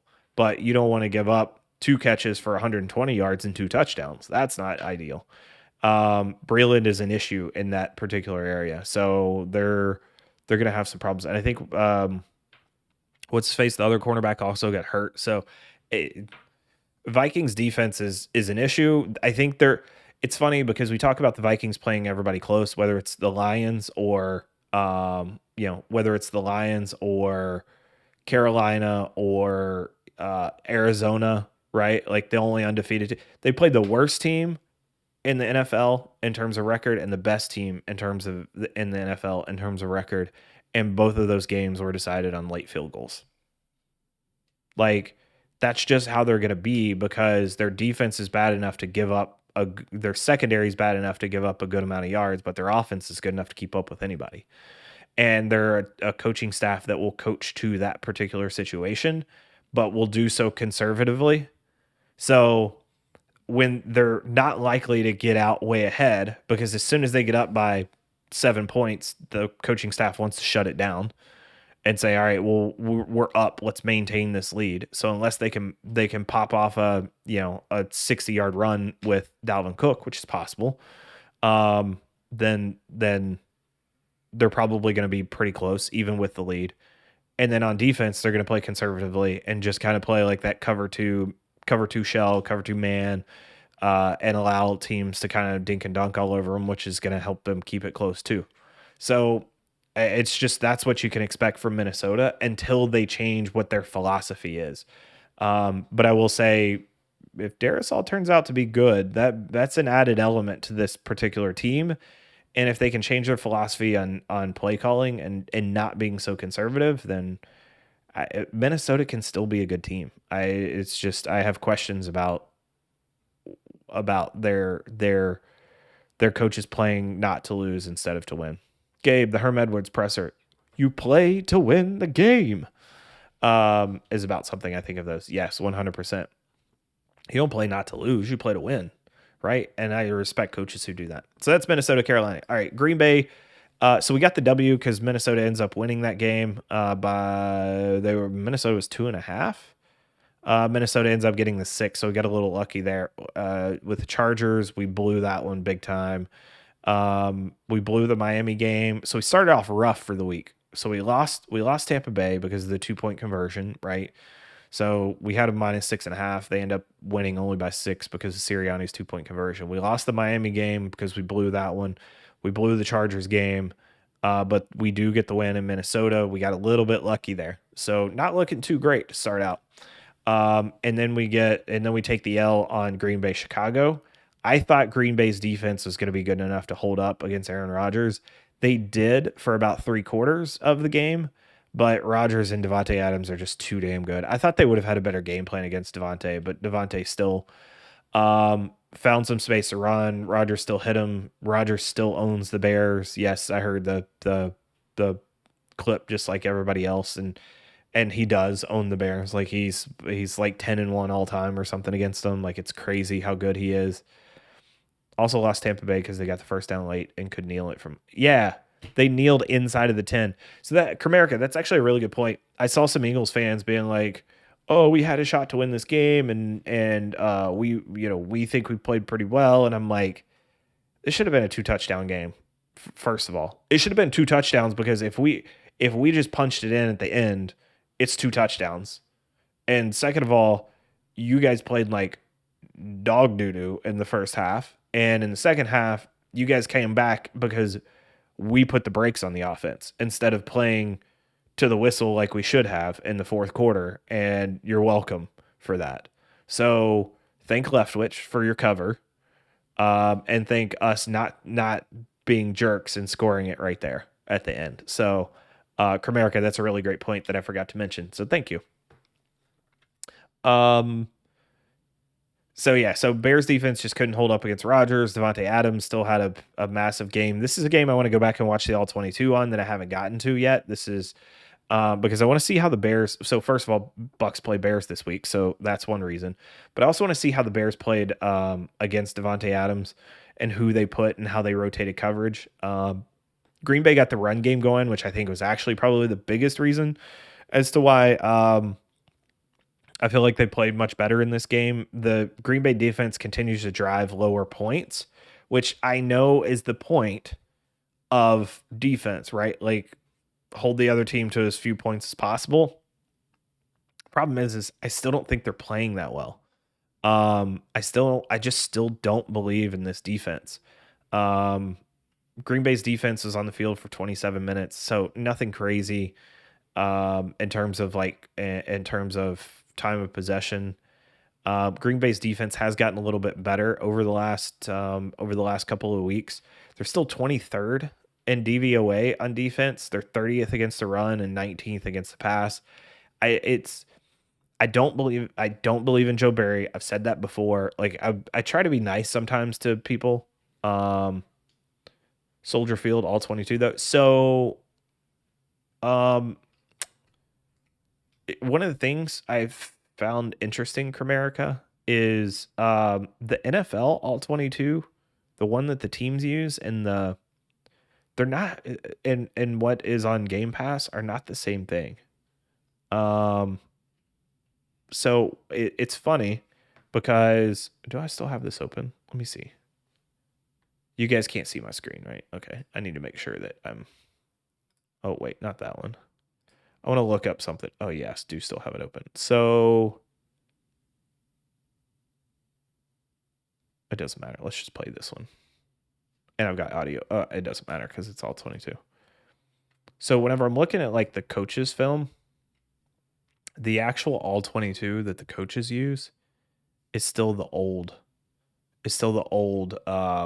angle, that like sideline angle, whereas what is used in Game Pass is different. It's that overhead all 22, not the sideline all 22, which I think is interesting. And I will tell you, I would rather watch the coach's version to not have to deal with Game Pass. It's that valuable to me. Or Game Pass is that horrible to me. It's one of the worst products in the history of anything, in my opinion. So yeah, you can show highlights if I recall. I'll just here. I'll tell you what.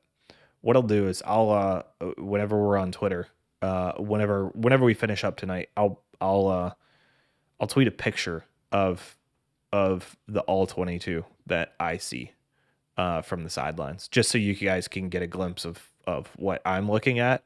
And then I don't wonder if so that was the other thing is I asked the guy from the Sports Accelerator program. Sorry, we're getting off topic a little bit here. Sorry, chat, for anybody that cares. But I asked the guys in the Sports Accelerator program about DMCA and if I can show all 22. And basically it seems like a dice roll. So I'm debating on whether I want to try to get my first DMCA strike. Part of me says go for it because it'll be worth it and it'll be a lot of fun and it'll be a differentiator.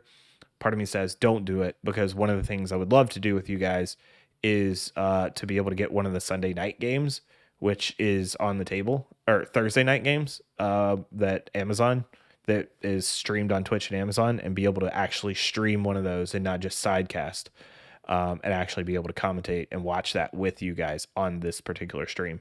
And if I piss off the NFL, they're probably not going to let me do that. So I'm debating. Maybe we wait. Maybe we see how that goes. Maybe once the Amazon games are over, we just go for it. So Gabe, I would say no on the all 22 because it's paywalled. But if you showed game highlights or plays, you're good. The problem is, well, yeah. What if it's not paywalled? What if it's just not? What if it's not from Game Pass? What if it's say it's some random person that happened to be recording an NFL game at the stadium and they just happen to have all 22 as well, and I got my hands on that. If it's somebody else's, right? But might potentially have the NFL logo on it. Like if that were to happen, I still feel like it's a dice roll, and I would still probably get whacked because the NFL is super protective of their product, of anything with a shield on it. So I would bet that I probably get whacked for it, but we'll see. We'll see. YouTube highlights are good. Um, Maybe we can do that. I would have to. I already spend. The thing is I already spend. Let's see. Like I spend 6 to 8 hours on, at least on Monday and Tuesday, like just doing notes through all the games that I can watch in that short amount of time. So it's already 6 to 8 hours. If I were to plan out something like that, I would need to be able to do like um I would need to be able to find ways and clips and markers and all that stuff for like YouTube, which is probably another like hour or two. If I could do this as a full-time job, I would absolutely do it for you guys. Problem is that with a real job during the day, real quote unquote real job, but with a day job during the day, and trying to do this, in my free time, it makes it a little bit hard to get to everything I want to get to. So we'll get there. We'll get there eventually. We'll see.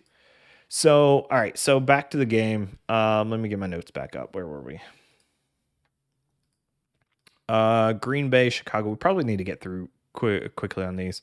Still not a huge believer in Green Bay's defense. This may be so. I've noticed a couple times whenever my bias shows through, like Chargers, I probably should have looked at that game a little bit more objectively and noticed that um they were going to get pushed around by the Ravens offensive line, and that the Ravens were going to be able to run on them, and that was going to be a major issue. Was going to put their offense at a disadvantage, and that the blitz might actually get to Herbert. But again, Herbert's a top 10 passer, so I after the fact I noticed that my bias got in the way.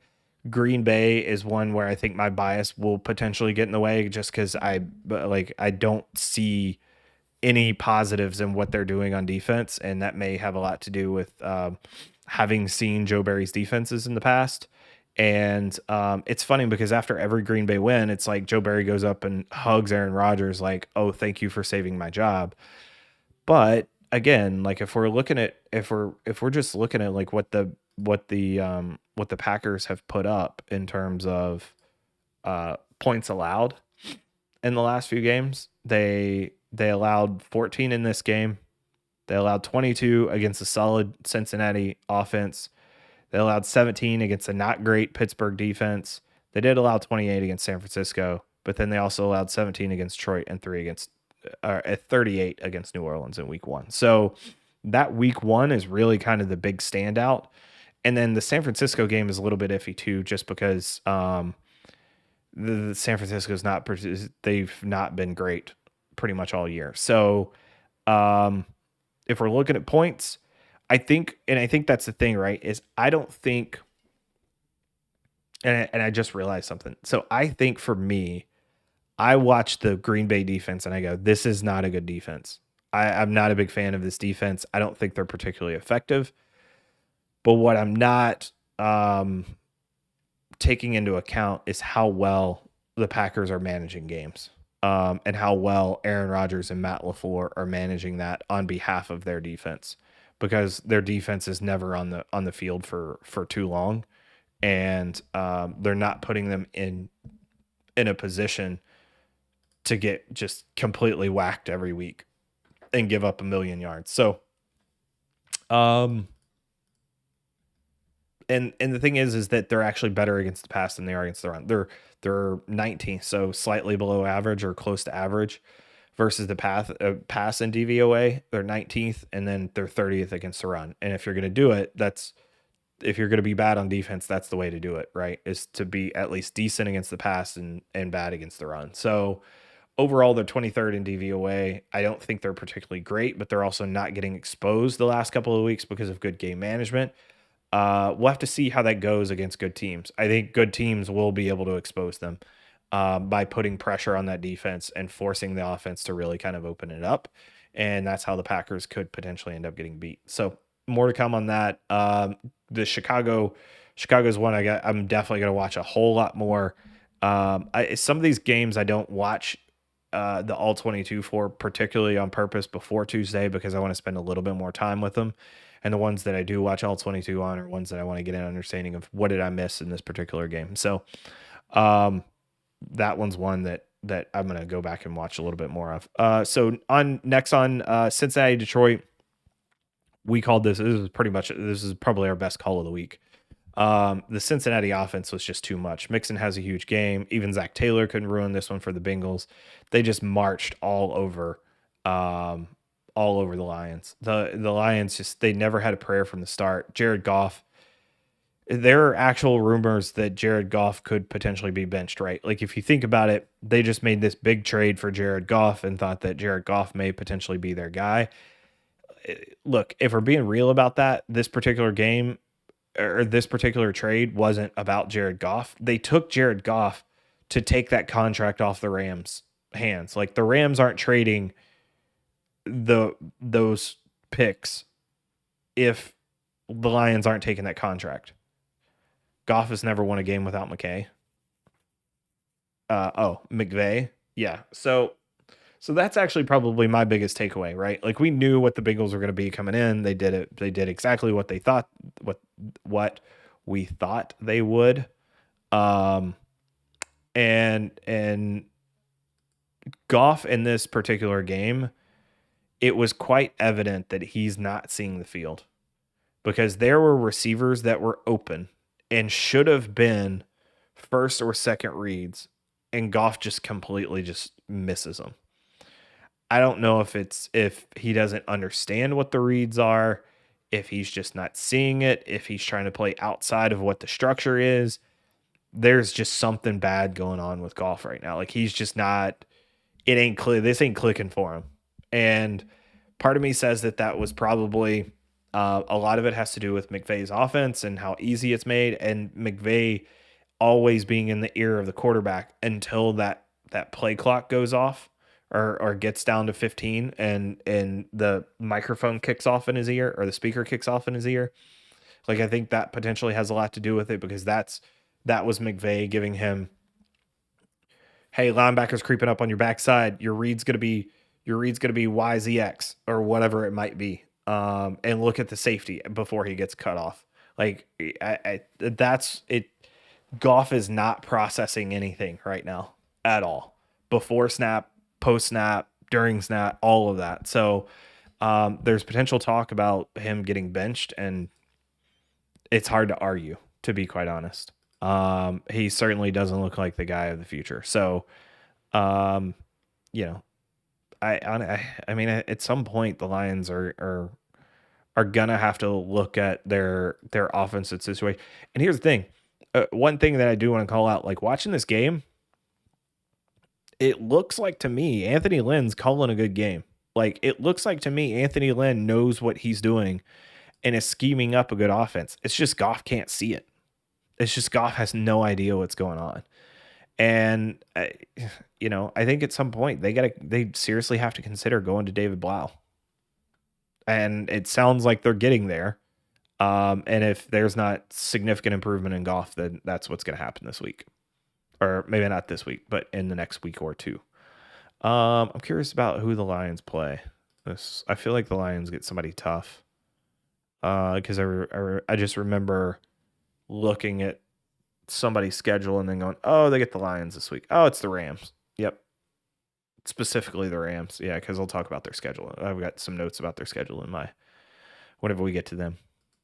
So, yeah, Jared Goff revenge game against LA that he may not even make it. So, tough for Detroit. Called that one pretty much spot on. Like, it was just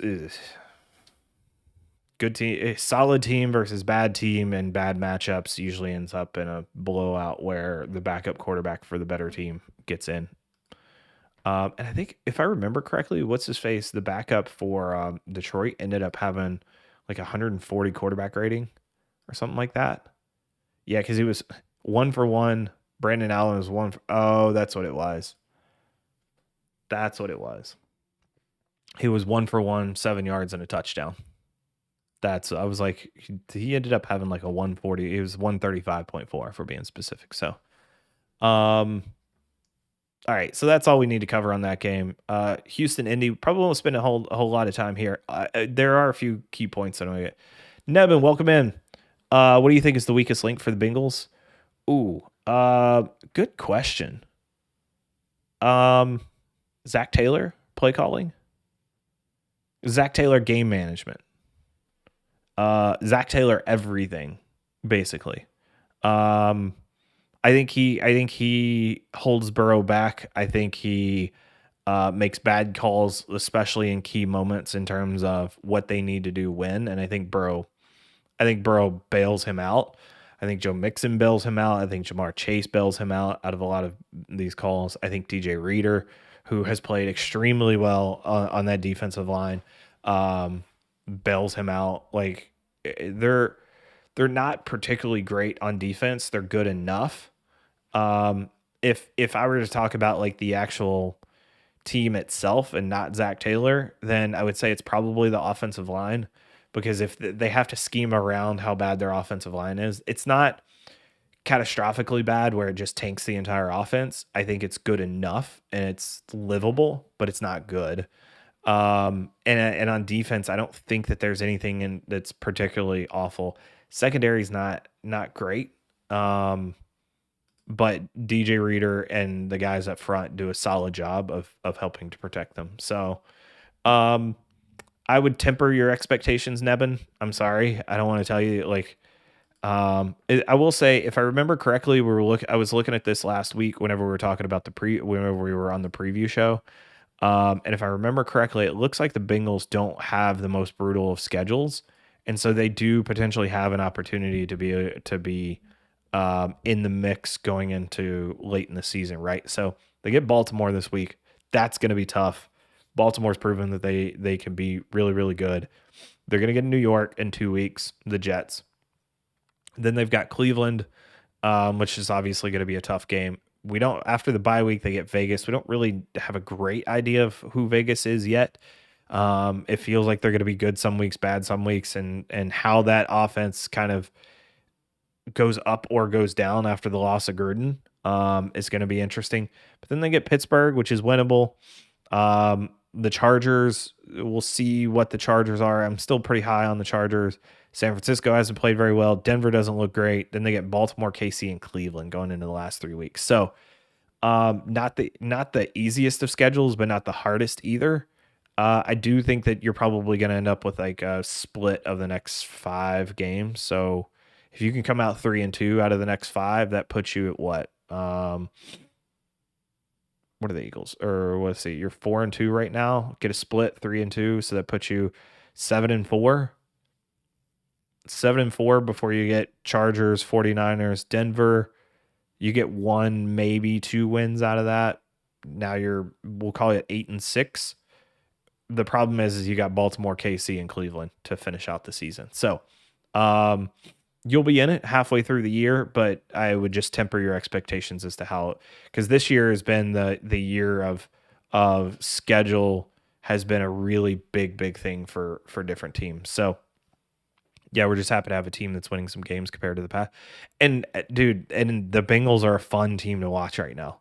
Between Burrow and Jamar Chase and Mixon and Boyd and Uzoma and Higgins, like this is a fun team to watch.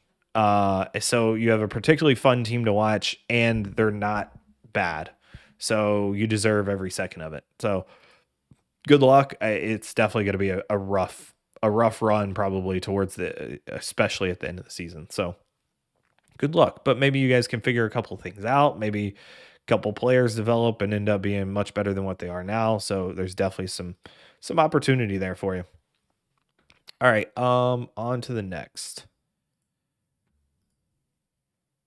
Houston, Indy. So the one thing about this particular game, Carson Wentz, probably the best game. He easily the best game he's had in a Colts uniform. He continues to get better. Last week it was the best week. The week before that was his best week. And again, it's limited time, but we got to acknowledge the progression here. No matter even if it is Carson Wentz, easily his best game. The Colts, as much as I've bashed them, they're really good against the run. The defensive secondary has been soft. And that's by design, right? Like they play zone defense and stay in that kind of cover 2 high shell. But they're really good against the run, even with that. And so it's an interesting dynamic because when you're when you're good against the run but soft against the pass, that doesn't typically hold up very well over the long term in the NFL. I will say Carson Wentz playing really well helps. Jonathan Taylor getting rolling is huge for them as well. T.Y. Hilton comes back, and I think that's important, but maybe not like it's not a deal breaker for them. It's not like, oh my God, all of a sudden this offense is going to get better. I mean, it's not like Andrew Luck, T.Y. Hilton, but he's still a solid player. He definitely continued his dominance over the Texans this week. The offense has looked really good in the last few weeks. Give credit to Frank Reich for figuring out how to make all these pieces fit. Like it's not like they have terrible weapons at skill positions, but that offensive line is a little bit of a problem still. I don't think they're a terrific team, but I'm also prepared to keep an open mind based on the progression that we're seeing, and we're gonna have to evaluate them on a week to week basis. Again, I want to look at their schedule and see like what does their schedule look like, because again, it's the largest indicator of what they're gonna what are we gonna look like in a few weeks. So Colts in 2-4 now. They've won 2 of their last 3, but in those 2 wins, they've beaten Miami and they've beaten Houston. Now they lost to Baltimore, but they played them very, very well, pushed them to OT, were leading most of that game. So they get San Francisco this week, then they get Tennessee, and then they get the Jets, Jags, and then Buffalo, and then Tampa Bay. So they're going to have a couple kind of games where we're going to figure out what they're really made of. Probably get a W against the Jets, W against the Jags, and then taking a couple L's against Buffalo and Tampa Bay. So just based on that, not ready to hop on the bandwagon yet for the Colts at 2-4. But let's see if they can potentially get back to 500 in the next couple of weeks, and maybe over 500 in the next 4 weeks. So I mean, San Francisco's beatable. Tennessee, depending on what you think of last night, potentially beatable. And then New York and Jacksonville. So all they need to get back to, so if they lose one between San Francisco, Tennessee, puts them at 2-5, and then they just need 3 wins out of the other ones, and they're back at 500. Problem is by the time they get back to 500, they got Buffalo and Tampa Bay to go. So yeah, it's gonna be a rough road for them. They do finish out the year against Jacksonville, but by that point they will likely have known their fate by that point. Um Houston, I should know better than to bet on Davis Mills. Like I should just anytime it's Davis Mills, let's just take the other team, because Houston was plus 10. I thought that they would have a shot to be able to cover this, but with Davis Mills, it's just not happening. It is going to be weird whenever Tyrod comes back, because Tyrod definitely makes them the better team, but he doesn't make them good, right? Like he makes them able to win a game here and there between now and the end of the season. So really, I mean, if you're playing for the future, the smart move is to let Mills play, even if he isn't the guy that gives you the best chance to win for Houston. Um, it's just another situation where Tyrod's the best quarterback on the team, but he's probably not going to get it because there's a young guy that they need to figure out, and his injuries have kept him out long enough that they're not in a good position to be able to leave him in. So we'll see how that goes. But Houston's got a decision to make at quarterback. All right, Rams Giants, won't spend a whole lot here. Daniel Jones starts only 2 days after clearing concussion protocol. The results against the Rams are about what you would expect based off of that. Bad game for Jones. Started off bad, didn't get much better. Strip sack fumble for Jones early. No Barkley. Kadarius Toney gets hurt. Andrew Thomas was out. And then to make a bad situation worse, like they're already at a disadvantage just walking into this game.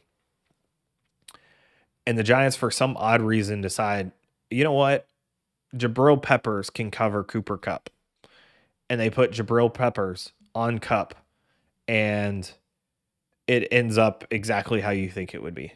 Kupp ends up with a terrific fantasy day, super productive. I just don't understand any of the coaching decisions that the Giants make ever.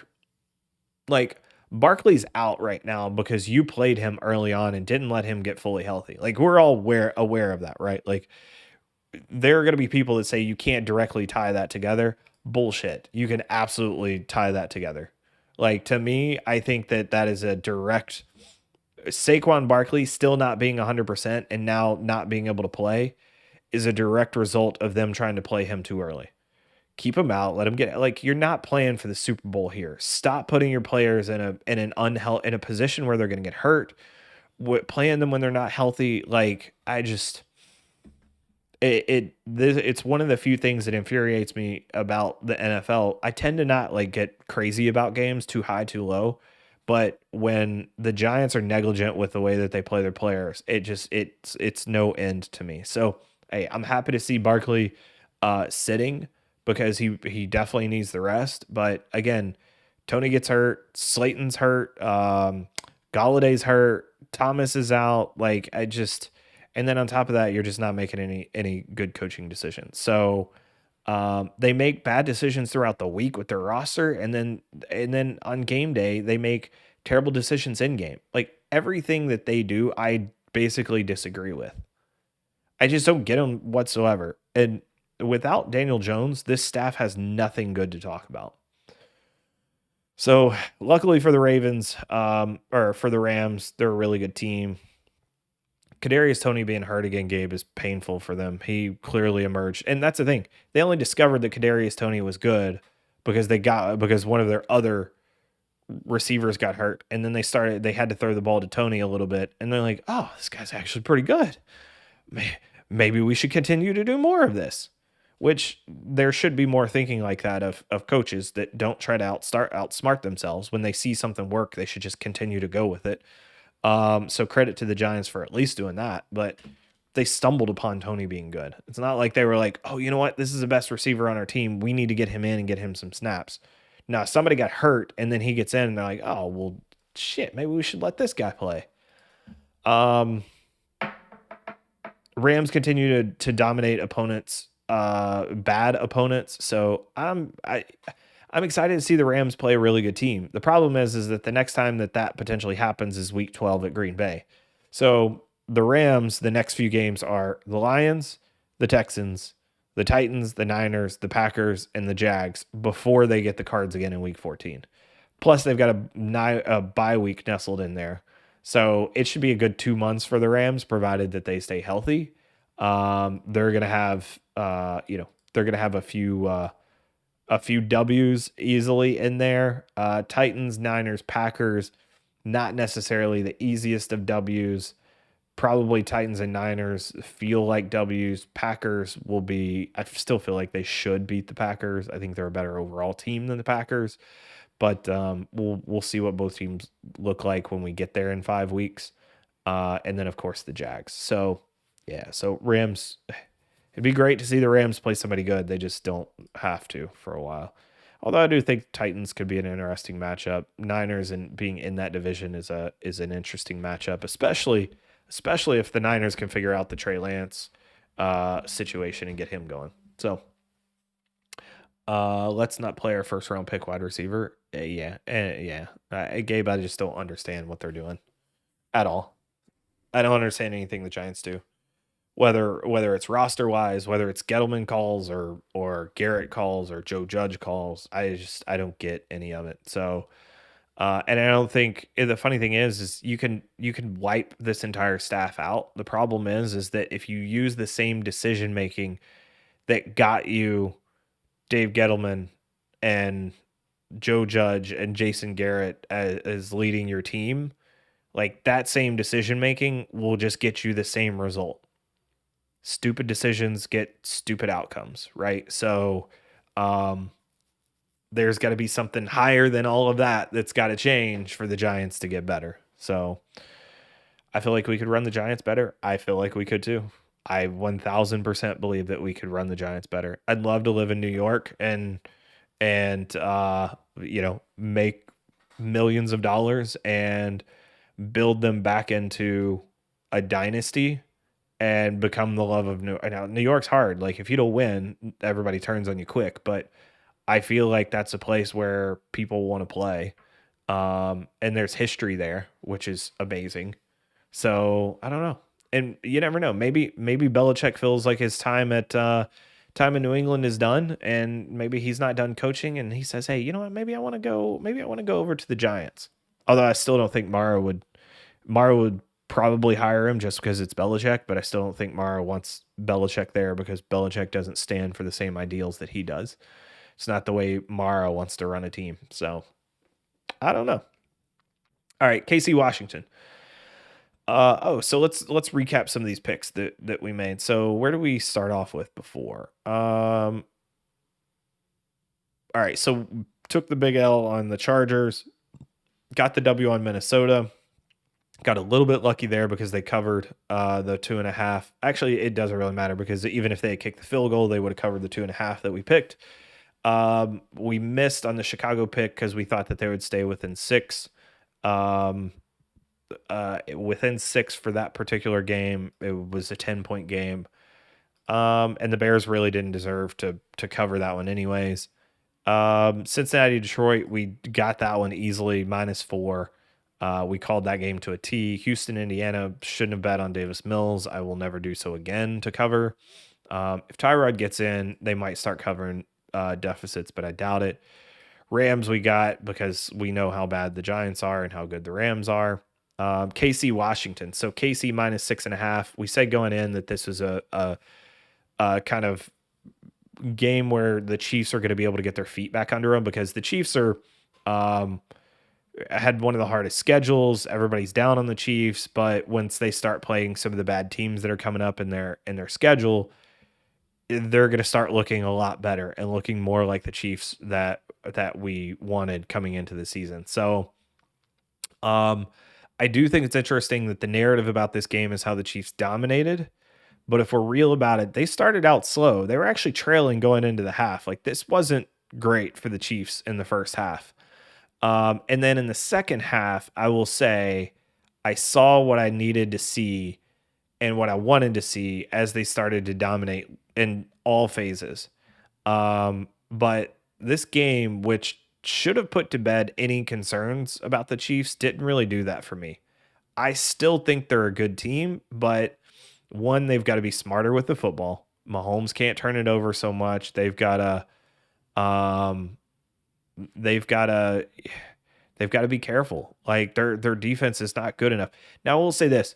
I thought it was interesting that that the Chiefs they're going to end up being able to take some stuff from this game that they learned from it. They mixed some things up in the back end on the defense a little bit in this game, and it felt like they were testing some things out in the second half, and it seemed to work.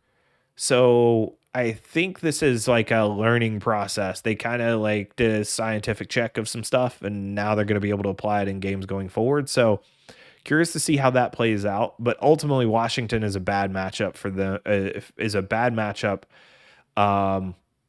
Washington matched up poorly against the Chiefs because Washington on offense is really good at creating their own negative plays, whether that's through like Heineke trying to do too much or not being able to run the ball, bad play calling. Like it fits exactly what the Chiefs want and need for the defense to be successful, and Washington basically handed it to them like that in the second half. Gibson left the game with an injury, has an MRI this week I haven't seen the results of.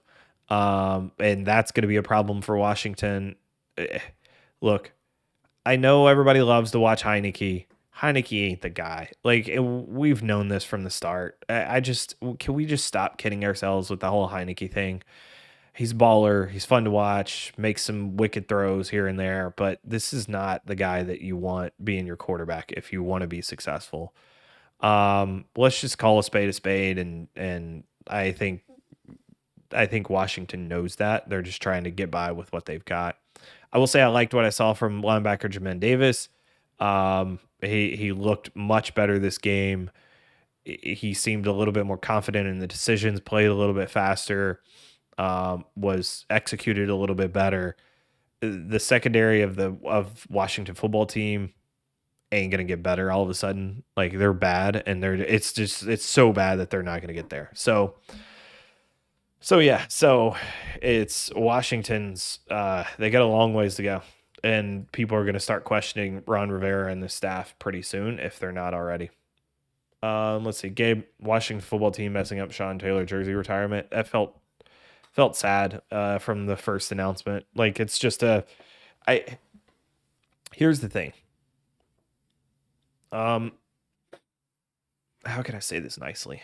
Um, So the Washington football team has always had some shady PR practices. Every team has their PR department. Usually 5, 7 people maybe in a PR department, like a director, some coordinators, which are effectively minions, maybe an intern or two. And their entire job is to manage all the media and the relations between players and media, filter and funnel those conversations, make sure somebody's there to make sure that people don't say bad stuff. Um, Washington has a long history of their PR department not playing by very good rules and doing some really shady stuff. And from the second that I heard about the Sean Taylor thing, this felt like Washington doing something shady to distract attention from everything else that was going on around the organization at that time. And I think it's supremely disappointing and it's a travesty that they even tried to do that. And the fact that they put his number on the field and then allowed people to just walk all over his number. But Patrick Mahomes' brother Jackson gets out there and starts dancing on it like a total douchebag. I just nothing about that felt good, and I'm really disappointed. And normally I don't get into like the like feeling bad about a team off the field. Like you are, the product of the decisions that you make.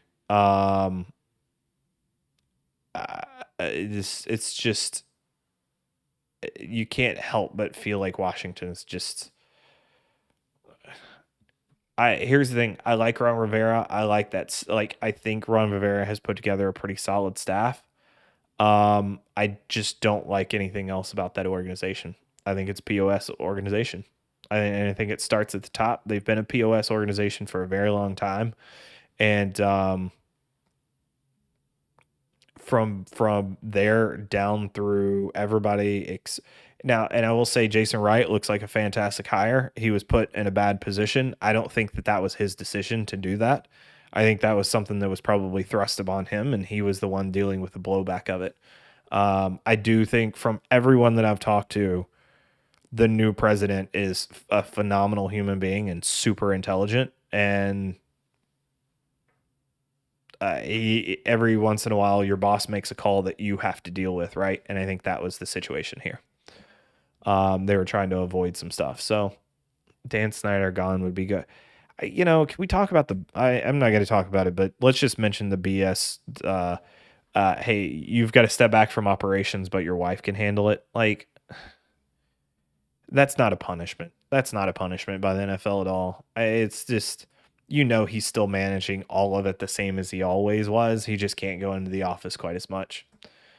And he can't sexually harass cheerleaders quite as much, along with his coaching staff, his former coaching staff. Because trust me, Ron Rivera and his current coaching staff is not the type to do stuff like that. They're the complete opposite of that old coaching staff. So yeah, $10 million fine. Okay. Peanuts. And it probably just takes, and the other thing is revenue sharing. Like it's just going to come out of revenue sharing for him. So it's not even like it's $10 million out of his own pocket. It's like the taxes of $10 million. So, yeah. So anyways, poor Washington fans. I feel for you guys. Hopefully they figure out the name next season, because I'm tired of saying Washington football team.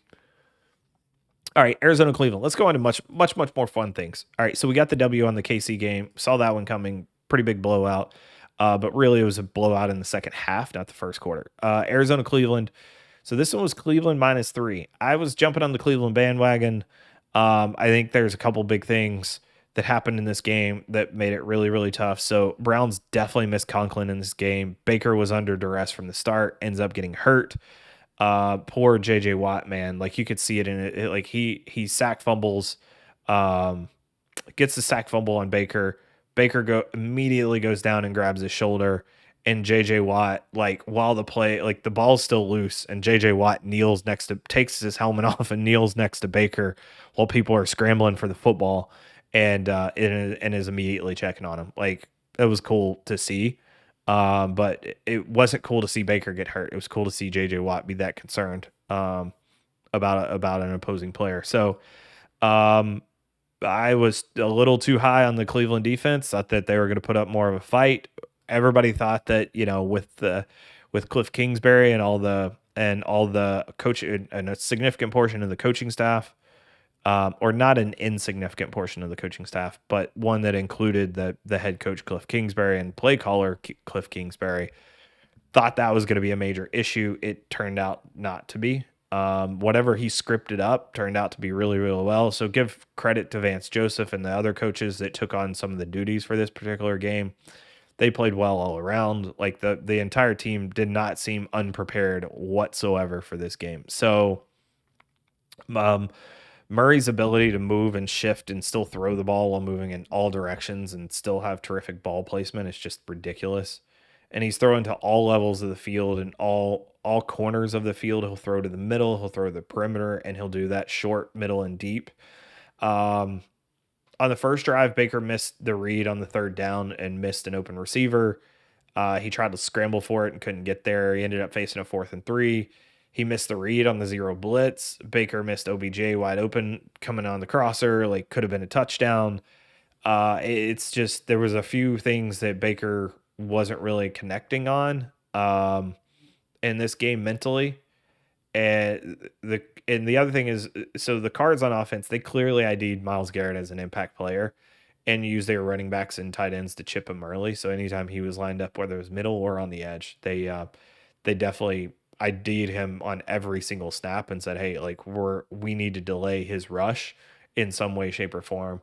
DeAndre Hopkins had a ridiculous touchdown. It was a great read by Kyler pre-snap, and then Hopkins ended up making 3 guys miss on one of the sickest jukes of the season. Um, Baker Baker did not have a good first half. Baker fumbled. Baker gave him a ball back on the fumble, throws an INT. Once the Browns get the ball back, Baker threw an interception on an overthrow. So again, rough first half. I will say one of the shining players from this game, Clowney made one of the best sacks on Kyler that I've seen this season. Got him from behind in the pocket, which is really hard to do.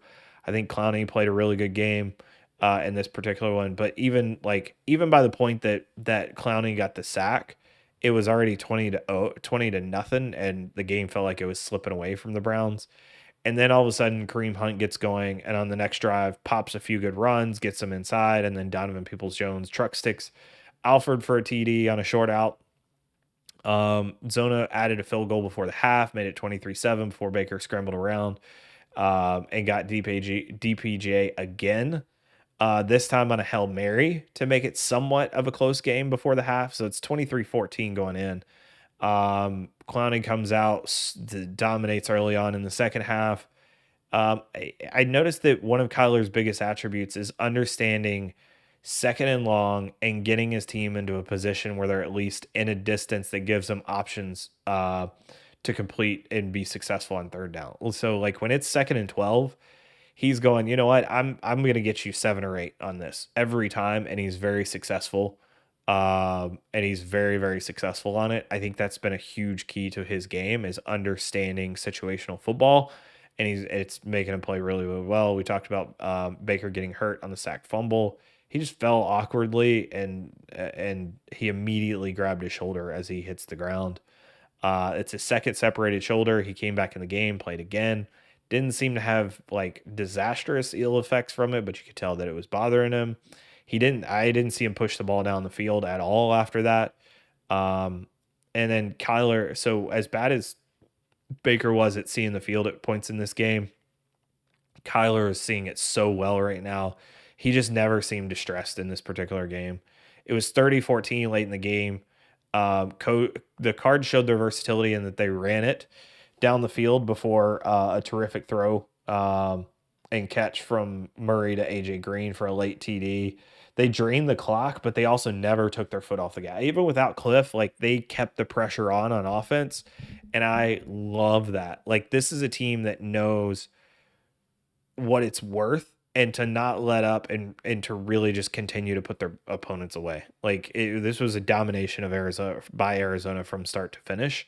Cleveland tried to claw back and put themselves in the game, but Arizona was they were just fine without their coaching staff.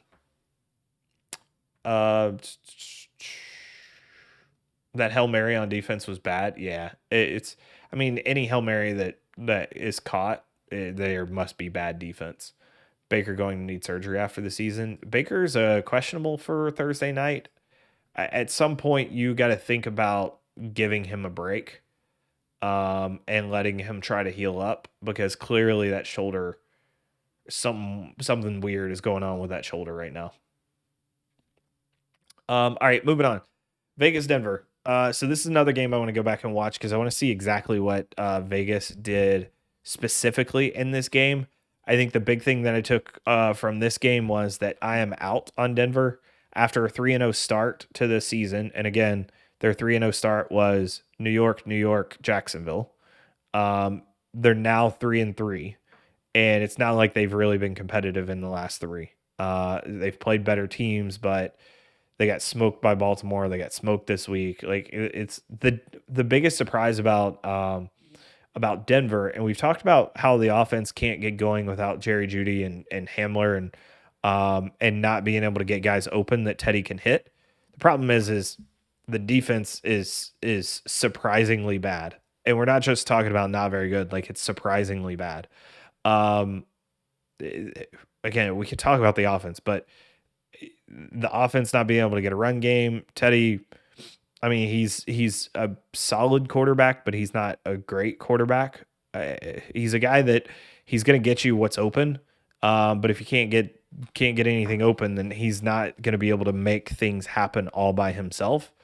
But the defense is unable to get a rush. Von Miller is the only person on that team that is able to get any kind of a pass rush right now. No matter what they scheme up, they've got a blitz, and then they typically play zone behind it. Like it just doesn't feel like they have the weapons up front for the defense to really be successful. We thought that they were going to have solid secondary with Fuller and Surtain. They've been okay. They haven't been world beaters. It's just the wheels are kind of coming off the wagon for Denver. Um, and I'm out on them right now. There's nothing about this game that told me that they can keep up and compete with good teams. Um, Vegas Vegas on the other end, they come in and dominate this game. They look so well prepared. The big plays continued, so give Greg Olson credit, as it seemed like there was no deficit in the move from Gruden to him as the play caller. It was a terrific game all around. Derek Carr made some big throws. He averaged 12.6 per attempt, even against the defense that likes to play a too high shell. He was still able to make some big throws. And I'm just extremely stoked for my guy Bisaccia. Rich Bisaccia was a special teams coordinator in Tampa whenever I was there. I've been raving about him as a leader, as a football guy. Going to be able to get guys pumped and stoked for games. You're never going to feel a lack of energy with Bisaccia. I'm super excited for him to get this opportunity and show what he can do, because I've said that I think that he can be a head coach in the NFL somewhere, because I think he's going to understand the operational aspects that comes with being a coach. And he's going to be able to manage those things. So as long as you get Bisaccia as a head coach to kind of set the tone and the discipline of the team, and then get a couple of solid coordinators that can call plays for him, you're probably in a pretty good spot. With him at the helm. Gabe, Cleveland has two QBs, by the way. Case is the backup. Yeah. I mean, maybe. I Baker is miles better than Case. I don't want to even like start that conversation that Case is the same as Baker. Baker's not, you know, Baker's not a top tier quarterback, but Baker's also not a bad quarterback. Um, he just seemed to really not see it this week. How did Greg Olson do on play calling? He did well. He did really well. He dialed some up, allowed Carr to make some reads that oh, okay, I see what you're saying, Gabe, on Case. So with Olson, he died. I mean, it looked very similar to what Gruden was doing. Like it's Olson grew up in the Gruden offense. Like he was back in the day when Gruden was in Tampa Bay, he was a Gruden disciple, and then he bounced around around Gruden disciples um, through the NFL before coming back to Oakland whenever Gruden started. Now Vegas under Gruden as the OC, and it seems like he was dialed into exactly what Gruden and Derek Carr were doing, and the offense didn't look much different at all. So still dynamic. They've got some. The thing is Oakland has some massive playmakers, right? So Ruggs super fast, Brian Edwards big time playmaker, Hunter Renfrow great compliment to those two guys is a guy that can get open in that underneath coverage.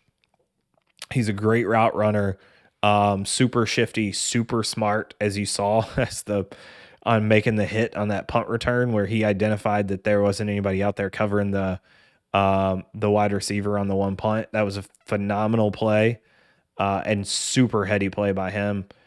Josh Jacobs is one of the better running backs in the NFL. We're talking easily top 10, probably top 7-ish, maybe 5 potentially.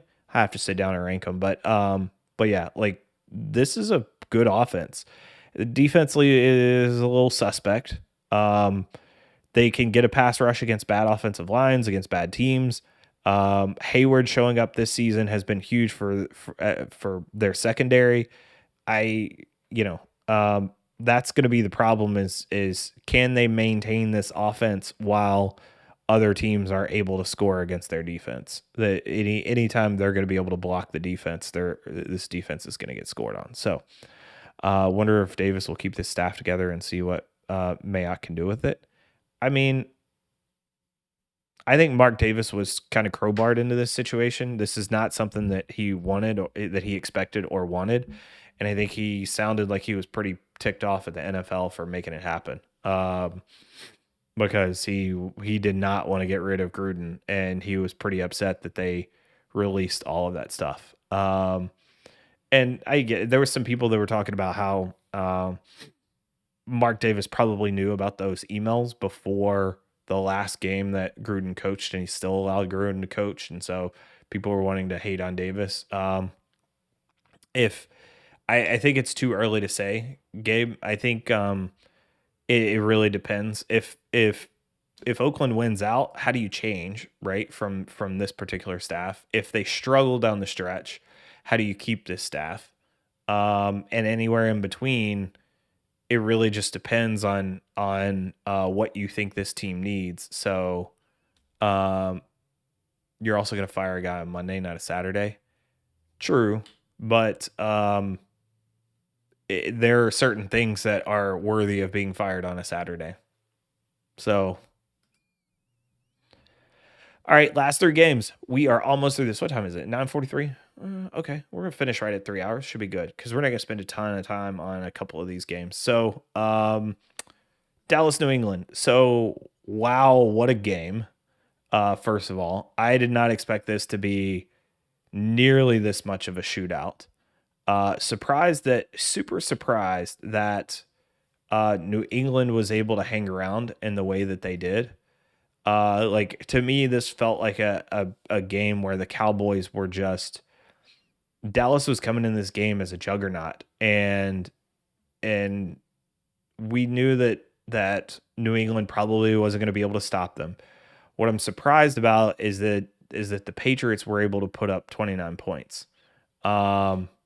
That felt like an impossible feat for them to do, especially against a defense that has played very, very well. And I know we came in and one thing I want to say, right? So uh, Dan Quinn clearly did some self scouting and maybe some self reflection personally this offseason, because the defense that he has put together in um in Cleveland, or I'm sorry, in Dallas, is not what he did in Atlanta, is not what he did in Seattle. There's some elements to it there that you can see from his time in those places and from the Seattle defense specifically and what Pete Carroll wanted him to run. Um, However, he's gone away from the cover three zone. He loves playing man.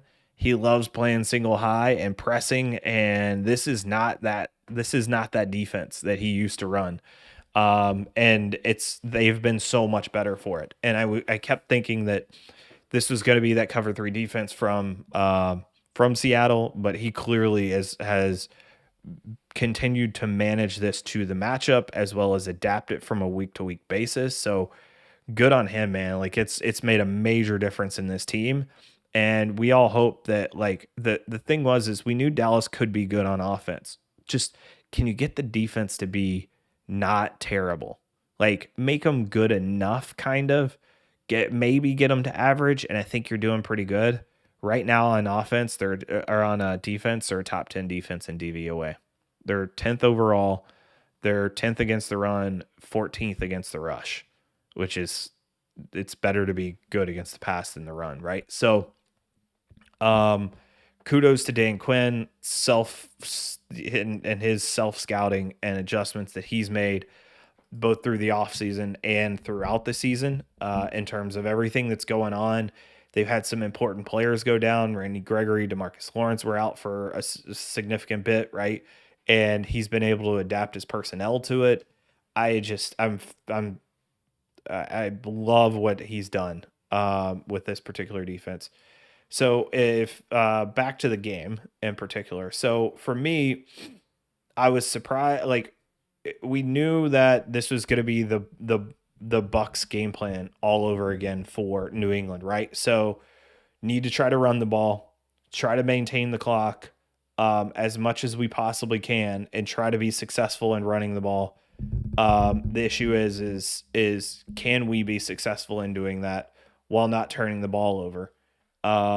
Problem is that the Patriots just never ended up on offense all that much, but when they were pretty efficient about it. So Damian Harris 18 for 101 and a touchdown, one catch for 7 yards.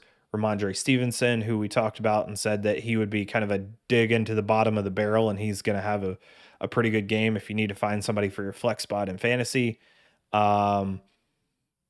He goes 5 for 23, one rushing touchdown, 3 catches, 39 yards. There's a couple of big plays sprinkled in here that makes all the difference, right? So Mac Jones, 15 of 21, 229, 2 TDs, 1 pick, 2 sacks, 14 yards lost in the sacks, rating of 118.9. He did have a fumble as well. 15 of 21, not a huge line, but 229, that's pretty efficient. And obviously one of the biggest plays is the Kendrick Bourne pass. So Mac Jones comes out, throws a pick six to Trayvon Diggs, or throws a pick to Trayvon Diggs, Cowboys score, and then comes back around and immediately goes after Trayvon Diggs again and hits Kendrick Bourne, who takes it in. And it's just a bananas ending, like, to the game, with the Patriots being able to keep it close. Cowboys come back, need a score late in the game. It gets to 4th down, and then Dak makes a throw that looks like it's headed for the stands on 4th down, and Cedric Wilson makes one of the grabs of the year, in my opinion, because his ability to jump and just snatch this ball out of the air on a throw that looked like it was going out of bounds. I jumped out of my seat and yelled at the TV, and the announcers didn't really seem to acknowledge it very much. they were either just speechless or the game was moving so fast that the Cowboys got back up on the line and they just kind of moved past it. But that catch was ridiculous. And it saved the game. If he doesn't make that, it's ball game. Patriots get it back and the game's over. So Cowboys get in, they escape with a win in this game that everybody got to see. I was surprised that this particular game was like game of the week or whatever. But it because I would have much rather watched that Arizona Cleveland game in the 4 o'clock slot, but this game turned out to be the best game out of all of them. It was just the game pace was so fast. There was so much. This game was fun, man. Like this game was fun. And again, the Patriots defense just kind of continues to give it up at the end. Again, it's happened against the Bucks. It's happened against the Cowboys. Those are two of the best offenses in the league. But the Patriots continue to find ways to make games close, even though they are the lower, um, even though they're the lesser talented team in all of these matchups. So good on them, but they're gonna have to find a way to come out of this. CeeDee Lamb has a huge game, 9 catches, 149, 2 touchdowns. He was big late in the game. Obviously, scores the game winner. Gets a little taunting after the game is over. Who was it? There was um, Mina Kimes said it on Twitter. Like Aaron Rodgers hacked the system. So since he can't taunt players, he taunts the fans, yells that he's owning them, and then CeeDee Lamb figures out another hack and says, "Well, I'll just taunt you after the game because you can't penalize me after the game." So, I just what a fun game all the way around. I was not expecting to want to watch this game. Dak continues to be just incredible. 36 of 51, 445, 3 touchdowns, 1 pick, rating of 108.7. He did have a one fumble. Zeke Zeke has been a big piece of this offense so far. I know people were on the Tony Pollard train, but we got to acknowledge that Zeke continues to be a major part of this offense and certainly helps them go. And he and Tony Pollard are a nice little option for them to utilize. So Damian Harris has been running really, really well. I don't expect him to give up many of those carries, but Ramondre Stevenson is probably one of those guys that you're going to hear some more of. I think he's going to start. He's clearly the number 2 at this point, and I think he's going to start getting some carries, probably especially inside the 10 and inside the 5, as kind of that heavy down like LeGarrette Blount type of back. KZ on defense on that go was so bad. Yeah. So what it was is it was I don't actually think that was a go. I think it was a skinny post is what they were trying to run. And if I remember correctly, and the thing is Diggs is an aggressive ball hawk, right?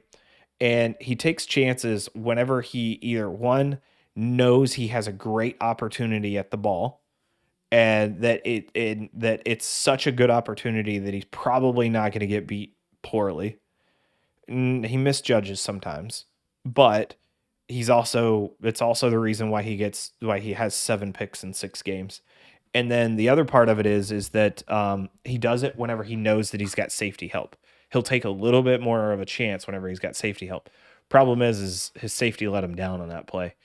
The safety didn't know whether he wanted to hit or tackle and kind of got caught in that little in-between moment. And if he had hit, it probably was a 15-yard penalty. But yeah, safety let him down on that one. So it's partly on Diggs on that play, but it's mostly on the safety. Let's see. The Wilson catch was amazing. That one deserves all the bit of credit. That one was ridiculous. I got the Cleveland game on TV because Baltimore and Washington on CBS on 1 p.m. Yeah, it ended up not being crazy good, but it still would have been interesting to watch. Fumble was great defensive play also. That spot to reach for the goal line. Yeah. Yep. Sure was, Gabe. All right. We are on to Seattle Pitt. So we'll kind of blow through this game, then we'll talk about Buffalo, Tennessee, and then we'll do our rankings for the night. Because during every recap show now, I want to rank all the teams. and see how we change from week to week. And are we making big changes from week to week? Because I'm kind of looking at it like I feel like I'm relying way too heavily on the most recent week and letting recency bias affect my opinions of some of these teams and not just saying, hey, that was just a bad matchup. They're going to be fine next week. All right, so Seattle Pitt. Seattle was content to give up a bunch of underneath stuff early on defense, which is weird considering Ben's arm looked like a pool noodle. Like he had nothing on the ball early and he couldn't really drive the ball. Pretty much everything he completed was 5 to 10 yards. And yet Seattle was still like, yeah, sure, you can just kind of throw underneath and we'll just try to tackle and we'll be okay with you moving the ball and getting first down. Like it made no sense whatsoever. Watt ended up having a big game, probably his best game of the season, in my opinion. With him and Highsmith, when they're both fully healthy, these guys can be hard to block and can be a problem for opposing offensive lines, even good ones. Seattle's offensive line isn't terrific, but this particular week, like Watt and Highsmith both had really good games. I love that the Steelers were looking for ways to get the ball in Deontay Johnson's hands. Like think of like how they used to try to use Antonio Brown whenever he was there. They had a nice fly sweep whenever to Johnson. He got like 15 yards or so on that one. Like he's dynamic with the ball in his hands. They clearly are trying to scheme up things for him. Freiermuth at tight end has surprised me. So he's not fast or agile, but he's or overly athletic, but he's a terrific route runner. When he gets to the top of his route, like he's clean and precise. And it's they actually talked about it on the broadcast. I think the way was it Romo? No, it wasn't Romo. It was Chris Collinsworth was talking about like when he gets to the top of his route, just watch him at the top of his route and you can tell where he's the quarterback can tell where he's going because of just the way that he moves his body, and it's super definitive and it makes it easy for a quarterback. Like I think that's a really interesting way to put it, and something that is important, very important. Seattle defense doesn't make sense in any game. Yeah, they continue to run the same defense over and over again, year after year, and they just don't have. Without the Legion of Boom, it's not going to be what they want it to be. Seattle offensive line struggled against this pass rush, which was interesting. It was solid when run blocking for the run. I thought this was a game where we got a sense of how much Russ really helps negate some of the bad for this O-line and its pass blocking by buying time.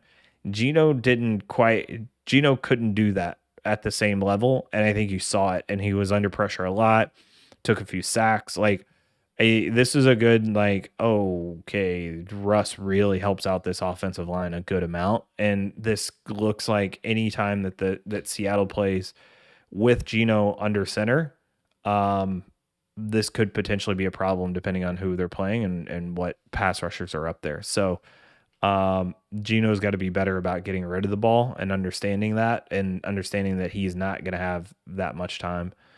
The other thing I noticed is that I actually thought Ben seemed pretty dialed in later on the kind of 10 to 15 yardish throws. Like he had a few of those and they looked pretty good, but he still doesn't seem comfortable throwing it deep when it was over 15 yards and he was trying to push it to like the 18, 20, 22 yard range. Or if the throw was across the field, he really kind of labored and missed pretty badly on some of those throws. It's going to continue to be a problem. Like I just don't see him getting better with that as the season goes on. If his arm is bum, then his arm is bum. It's not like it's all of a sudden going to get better one week. Maybe he gets a little more precise on 18-yard throws, but it's not like we're looking at him being able to bomb it downfield to Chase Claypool at this point. I did think Geno played a pretty well, other than all the pressure that he was under. Some of it was him, but most of it was the O-line. Specifically, the tackles were getting beaten a ton. The fumble in OT is unfortunate because I think Geno deserved better than that. But TJ Watt forcing it also seems pretty apt. So, all in all, saw pretty much what I thought was going to happen in this game, where Pittsburgh probably was going to be able to eke this one out just because Geno was in there. There was a pretty steep drop off from. I thought Geno played well, but Geno's not Russ, right? Geno's just not Russ, and I thought that with a healthy Watt, healthy Highsmith, they were going to be able to get some pressure on Geno. My question was Geno going to want to run a little bit more? And he decided that he was not. He was going to try to play from the pocket. I think he's going to have to rethink that decision, depending on who they play next. I can't remember who they play this week, but Alex Collins getting going is huge. Like they need to ride him to pay dirt. When they had strong drives, it was usually on the back of Collins mixed in with a little bit of Geno. The offense is not good enough to overcome the defense in Seattle right now. And for Pittsburgh, they're going to have some wonky games where the defense is good enough to allow the offense to win like this. To be able to win like this and win ugly. But they're going to have to win 23-20 like this game was. They're going to have to win 25-19 and it's going to be some weird scores like that and not put up a ton of points because Pittsburgh's not going to be able to put up 40 points a game against pretty much anybody. If they're only dropping 23 on this Seattle defense, they're going to continue to have problems. I do think that there are some games that they could surprise some people, but again, it's going to rely pretty heavily on the pass rush and their ability to get turnovers. Let's see. Pittsburgh gets Cleveland this week. Next week. They're a bye this week. Interesting. I mean, they've got to have Najee Harris go. The one thing, I don't mind. I'm not going to. For me, like the whole Jamal Adams, the best in the nation. Like who cares? He's having fun. It doesn't seem like he's overly cocky for a player getting paid too much right now, but make of it what you want. But the reality is that Jamal Adams is a gifted athlete. How he gets used is not necessarily up to him. He did have one interception that literally hit him in the face mask. It would have hit him right between the eyes had he not had a face mask. Like he literally would have had ball mark right here probably on that particular throw. He's a sort of tweener of a hybrid linebacker, strong safety, and Seattle doesn't play the type of defense to be able to use him in a way that's going to be effective. And it's such a disappointment because they traded a couple of firsts. They gave him the big contract, and now they're kind of stuck with a guy that doesn't fit their defense. And I think that's on both the coaching staff and the personnel staff of not being on the same page and not knowing what to do with a player like that. You can say that he is overpaid right now, and he absolutely is, considering what they're going to get out of him. If he were in a better, put him in a Todd Bowles defense, and he will earn his $40 million a year or whatever it is that they gave him, right? Like, give him to a defensive coordinator that's going to mix it up and figure some things out and figure out the best way to use him because he's a Swiss Army knife. But he's more of a box player. I think probably a good description for me, or a good comparison for me, is like Mark Barron. When Mark Barron was a safety in Tampa Bay, playing him as a safety, he was not a good player. When they played him as a safety, as a box safety, which was effectively as a third or fourth linebacker, and played him on the edge, completely different player, graded out completely different. Like that to me is Jamal Adams. He's okay as a safety, but when you get him in the box and are able to do different things with him, run fits, blitzes, move him around, guard a tight end every now and then, like create some matchup advantages with him, then you're using him right. And Seattle's just not going to get there with him. So I remember last year after Ben was in COVID protocol where he didn't practice, his arm looked good after no practice. Yeah, he's one of those that there's something wrong in there, and the more that he uses it, the tough it's gonna be, the tougher it's gonna be for him to throw the ball. Might just be a good idea where he doesn't do a lot of practice reps, and they can do that. They're gonna have to figure that out, throughout the week of what works and what doesn't, while also still balancing. I mean, Ben's a veteran at this point. Ben's you know, he's gonna be able to tell you, and the team should know that, like, hey, we don't have to practice Ben for him to know exactly what we're going through. He's going to go through the mental reps on his own in practice. All right, last game. Then we'll get to team tiers. So final game of the week, Buffalo Bills at Tennessee Titans. What a game this was. And I don't think there were a lot of people that were expecting this game to be as close as it was, or for the Titans to even have a chance. But I might tear a shoulder muscle patting myself on the back with this one. But if you listen to our particular pregame show on Sunday, we told you this was possible, right? We said Buffalo showed you that they're for real, but I do think that this is an interesting matchup for the Bills, because we know that Derrick Henry is going to get his reps in. The offensive line for the Titans has blocked pretty well in the run blocking game, but they still struggle in pass blocking.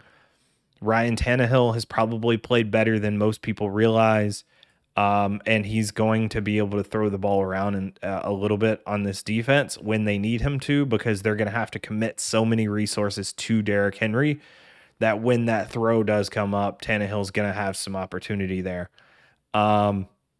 We said this would probably be a higher scoring game because of that, and because we knew that Tennessee's defense wasn't particularly great. I will say Tennessee's defense showed up a little bit more than what I thought they would. They got more pressure than what I thought they could. Buffalo was easily the overall better team here, but a heavy Derrick Henry game, plus the Titans wanting to play super conservative, letting Tannehill throw off of play action, and playing pretty well in limited dropbacks is exactly the type of game. Plus, I thought that Vrabel was going to come in with a good game plan. This is a team that he knows fairly well, because they've faced him, and Vrabel's one of the better game planning coaches, and I thought he did a great job in dictating some of the matchups here, and some adjustments. I thought there was one great call that they made, that they noticed in real time, and they never called this out, but one of the things that the Bills were doing is they started bringing that backside safety on to come down, or the backside linebacker to prepare for those rollouts, because Tannehill was running those play action and rolling out, and then they were bringing that safety to catch that naked boot that he was doing. And when they started doing that, then they started handing off and giving Derrick Henry the cutback. And when that happens, if the line gets that block and gets that wall sealed off, he's got that cutback lane, and the defense has taken a player out of the defense by trying to protect that boot. They get past him. Now all of a sudden Derrick Henry's into the secondary. We're not even talking linebackers. Can linebackers get washed out by the offensive line? Now you've got Derrick Henry on the secondary, and that is a horrible matchup. Which, oh, by the way, there was a big discussion on Derrick Henry got one-on-one with Micah Hyde. I think it was Micah Hyde. And Hyde, the thing is I respect the hell out of Micah Hyde. He could have very easily just kind of thrown his body on the ground to try to get in the way. Micah Hyde says, you know what, I'm gonna put my shoulder in the middle of this, and we're gonna see how it goes, and hopefully I don't get embarrassed. And he got the tackle on Derrick Henry in a wide open field, and he was the last man there. And if he doesn't make that tackle, Henry's got a touchdown. And they called it they said, hey, he's got a business decision to make. And I was like, man, he took one for the team is what he did. And I was really surprised to see football Twitter was like, hey, respect to that dude, because that's not an easy decision to make. And instead of just hammering him because he did get truck sticked, like he did get hit and fell backwards. But hey, when you stick your nose in against Derrick Henry, you're probably going to go backwards. But if you get the tackle, W for you, man. And that was awesome to see. So, not surprised by the outcome of this game. I was surprised that the Titans were able to pull this out a little bit. I was not surprised that they were in it at the end of it. And if of course the final call was do they go for it? Do they kick the field goal on fourth at the end? It's 4th and 1 inside the 5. Do you go for that? Or do you just kick the field goal and take it to overtime? So a couple analytics points here, and I mentioned this on Twitter. So basically, kicking the field goal and pushing it to overtime naturally feels like it should be a 50-50 win percentage, right? Because you're going to overtime and the slate is wiped clean. The issue is that that's not actually the way that it is, because it's not a win-loss in overtime. It's actually win-loss or tie. So the small chance that there's a tie starts to eat away at your win probability by kicking it, right? And then the other thing is even if you do kick it there, there's still like 20-something seconds on the clock that the Titans would have to be able to go back and potentially get, and I think they had 2 timeouts still, that the Titans would have to be able to go back and kick a field goal. So that eats away at your winning percentage a little bit too, right? And then plus there's obviously the tiny little percentage that maybe you don't make the field goal from there, eats away a little bit too. So basically, analytically going for it was the right decision. I think it was like a 60 to 42%, like 60% win probability by going for it, and it was like a 42% win probability by kicking the field goal. So it's not like it was a massive difference. And it's not like it was like 100% from there. But by the numbers, the Bills made the right call. The other part of that is that while the Bills made the right call, I still also think they made the right call in terms of the play, because by a percentage standpoint, the QB sneak most often works in that situation. And I'm not really a big fan of turning around and walking backwards 3 yards before handing it off to a running back who then has to run forward for 3 yards and get across the line. So for me, I think that's a fine call. There was a combination of 2 things that happened on that play. 1, Josh Allen slipped, but 2, the defensive end, and I forget exactly who it was. I want to go back. Let me look at this real quick. I forget who I want to call him out specifically because it was one of the better plays against the QB sneak that I've seen. Gets in there. APC, thanks for coming in. Thanks for hanging out. Thanks for the follow. Jeffrey Simmons. I think it was Simmons. No, it was Tart. I think it was Tyre Tart. You know what? I want to look at this play while we're talking about it. But so I think it was Tart is who got in there. Hi from Australia. Appreciate you coming in. Awesome. What time is it in Australia? It's like, I mean, I guess it's probably complete opposite corner of the world. So if it's 10:13 p.m. here, it's probably morning for you, no? Morning or just getting to noon? Welcome in. Appreciate it. Thanks for tuning in. Thanks for spending some time with us. We're just wrapping up our last game in our recap show. Sorry, I want to look at this particular play real quick because for me, is this up yet? Oh, it is up yet. Yes.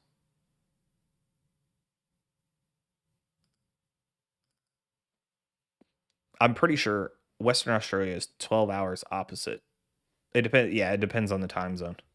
It's like 12 p.m. for him. Yeah, it's nice. Hey, Sinister, thanks for the raid. Appreciate it. So I'm sorry. I'm pulling this up because I want to see.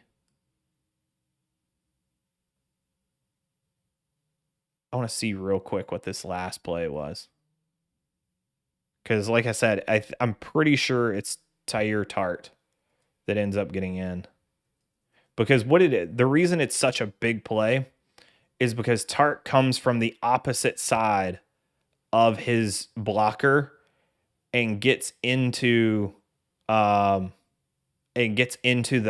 opposite gap of where he was supposed of where he started the play before the snap.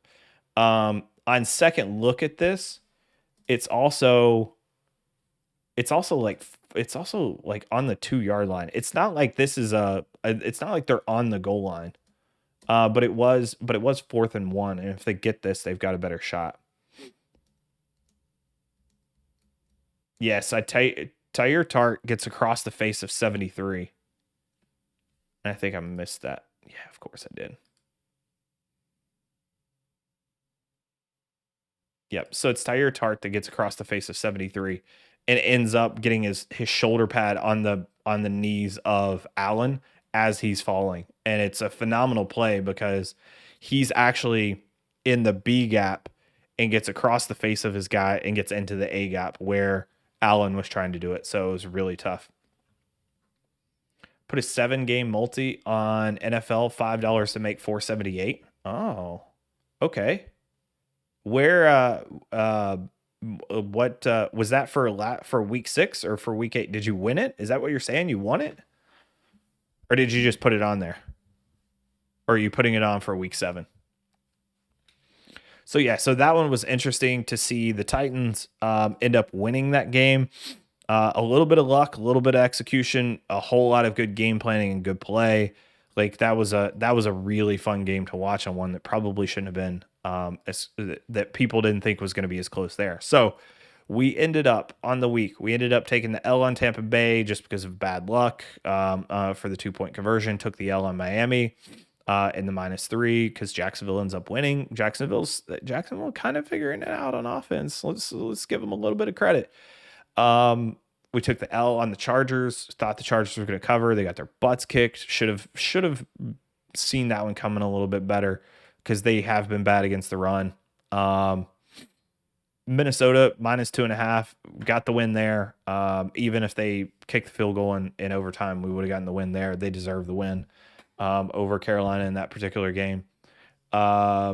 Green Bay, we thought Chicago took the L on Chicago +6. Thought Chicago would have the defense to be able to hold Green Bay in. They absolutely did not. They didn't really have an answer for Davante Adams either. So that was an L. Cincinnati, we took the -4, got the W. They were just always too good on offense for them not to put up a large amount of points. And the offense for Detroit is not terrific. Oh, you put it on now? Oh, so I'm curious as to who what all you bet on APC. Curious as to what games we don't typically do our weekly preview until Thursday nights, but I'm curious as to what you're betting. Good luck, by the way. I hope you win that. I want to see, like, I love seeing the ones where people put like $5 on these huge parlays and then end up having the opportunity to win 150,000.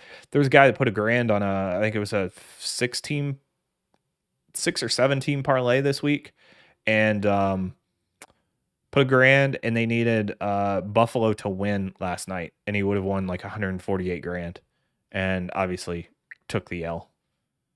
I probably would have let that one ride, thinking that Buffalo was going to win, especially in, you know how confident you have to be after getting like 6 or 7 in a row for a particular week.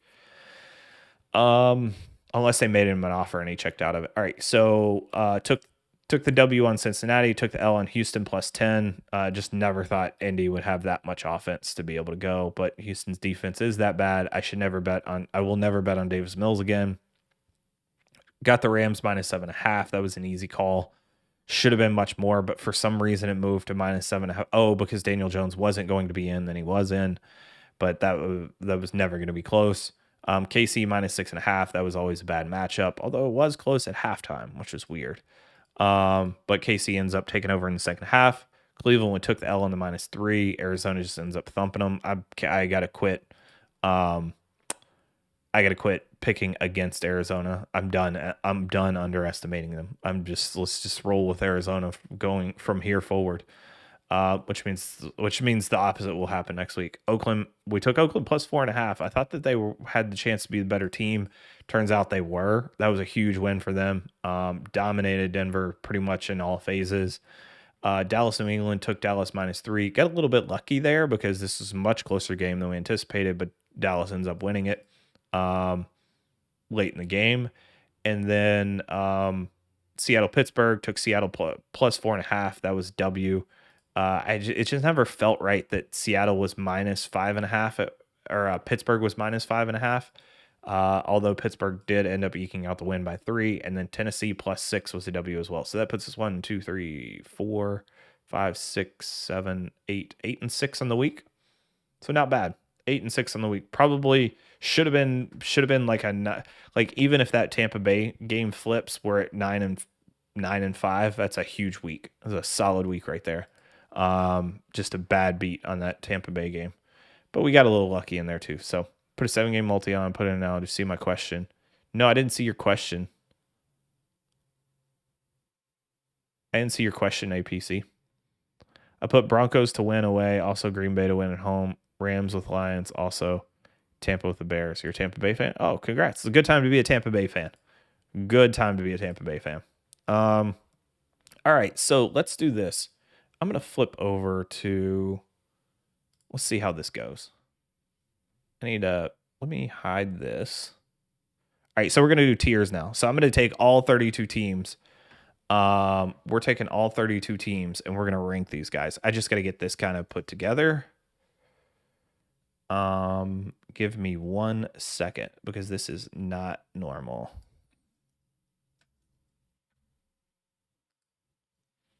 All right, let's get rid of this guy.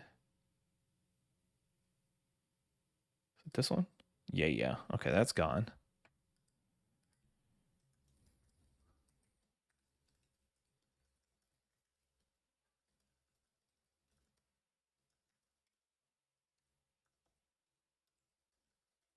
All right. Let's get that popped out there. And then what we're going to do, let me find this window again. Sorry, guys. This is my production. This is me being a noob in terms of production here. All right. Create NFL teams, tier lists. Let's drop in a window here.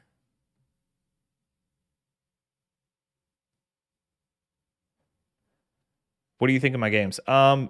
Broncos to win is one that I need to take a look at, because Broncos to win is going to be an interesting one for you. So for right now, I'm not a big fan of the Broncos right now, APC. After last week, I'm pretty much out on them. Okay, let's do this. Let's get some of this cleaned up. Oh no.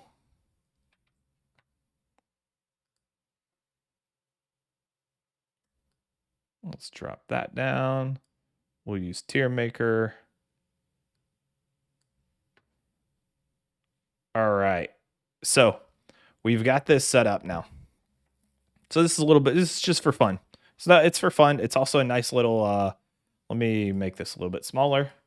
This is for fun, but we're also going to get a nice little education out of this, right? In terms of how are we feeling about all of these teams? Hang on, let me finish up with APCs because I want to see. Let me look at NFL.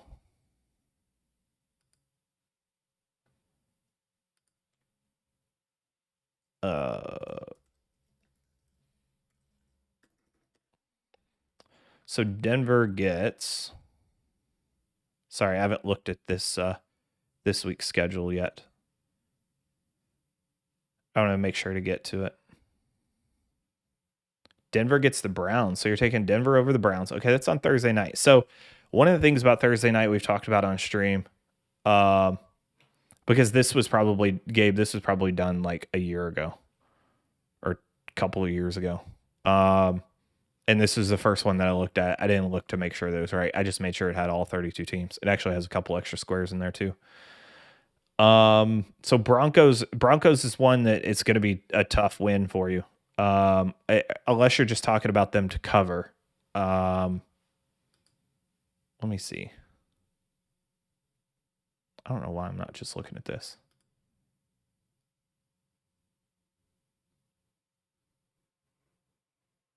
All right. Denver can potentially cover 3.5. I'm not sure I picked them to win. Broncos to win away. Also Green Bay to win. Who's Green Bay? Green Bay's got Washington. Yeah, that's fine. That one should be a good one. Rams win. Rams win. Yes, definitely over the Lions, and then Tampa to win Bears. Yeah, so I think that's good. I think your biggest question mark there is going to be can Denver win in Cleveland. The thing is it being on Thursday night, there's a lot of randomness to that particular game. The big thing about Thursday night games for me is who has the better coaching staff, because whatever coaching staff can prepare better in a short amount of time is the one that likely walks into that game and walks out of it with a W. So that one's going to be interesting. Ronnie Stanley has season-ending ankle surgery. Oh, that sucks. I mean, here's the thing. They've played fine without him, Gabe. Villanueva is much better at left tackle than he is at right tackle. I'll say that much. All right. Here we go. Ranking all 32 teams. So I'm going to start. I don't know where I want to start here. So you know what? Let's start from the bottom. And just because we drop them somewhere, APC. I like Captain Morgan. I prefer bourbon. I love bourbon. Bourbon is my drink. I'm originally from Kentucky, so bourbon is definitely it for me. Villanueva, not the worst. No, he's not terrible. At left, he's good enough. He's average to above average, which is good enough, especially for the way that they run that offense. So I think they'll be fine. All right, so we're gonna go from the bottom up, and we may drop some people. So what we'll do is we're gonna drop these in the tiers. We may move them a little bit here and there, but we're gonna end up with a finished product. And then even within the tiers, we're gonna try to rank them too. So, and we may not go into this either. You like Jim Beam? Jim Beam's solid. I used to love Jim Beam whenever I was in college. I graduated a little bit from there, as my income and tastes have both grown. All right, so if we're looking at top 5 picks, we're looking at Texans, we're looking at Jags, we're looking at Jets, and we're looking at Lions.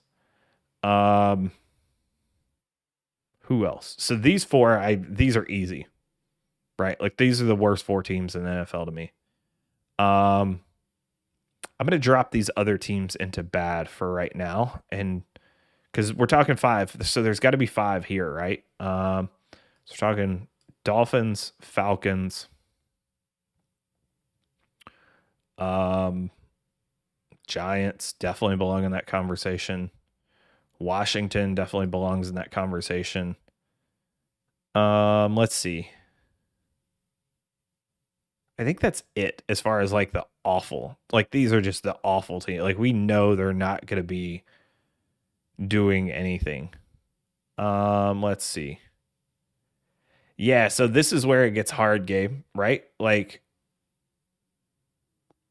this is where it gets hard. Australia drinking age is 18, USA is 21. Why 21? Because we're all children in the US, basically. We're not as mature as the rest of the world, so we have to increase our drinking age to account for it. Let's see. Like I think the Dolphins right now have a top 5 pick. The problem, here's the thing. I don't think it's the Falcons. The Falcons are going to accidentally beat some people. Miami maybe. Washington's defense is so bad. And I don't know how they make it better. Antonio Gibson's hurt. I mean, we're looking at this from after week 6, right? New York Giants most likely to end in the bottom 5 between lack of talent and injury. No. Yeah, so Kato, thanks for the question. Yes, the only reason that I don't want to put them in the bottom 5 is because ends up if Daniel Jones ends up continuing to be a good quarterback, they're going to accidentally win some games. You know what? I can't, like, for me, if I'm ordering these teams, there's some hope on defense for Miami. And who knows what happens with Tua and with Brissett. Their offensive line is a disaster, but they do have a few playmakers. So to me, these teams can beat other teams. Washington and New York, I feel better about Washington. I got to go here. All right. So there's my 5. Not only do I feel that way, but I think you guys helped convince me. Did you forget Philly and the bad? No, I think so. This is where it's going to get tricky, right? So middle of the pack is probably going to be the big, because we're talking about, like, we should probably have like 8 teams in the middle of the pack, like, because this is going to be your bottom third, and then between just don't know and middle of the pack, because there's a couple of teams that, like, I feel like we're just not sure of yet, but I feel like there's going to be like 8 teams in here, and then there should be 8 teams up here. So 16. No, is that right? There should be like 10, and then 10. So we're at 8 here. Okay, Todd, thanks for the follow. Appreciate it. So let's see here. All right, let's go. So middle of the pack. Who feels like middle of the, so all right, so I'm gonna say Seattle's definitely middle of the pack. Carolina's definitely middle of the pack. I'm gonna throw Philly in there for now. They may go into bad. Vikings, middle of the pack based on what we've seen. There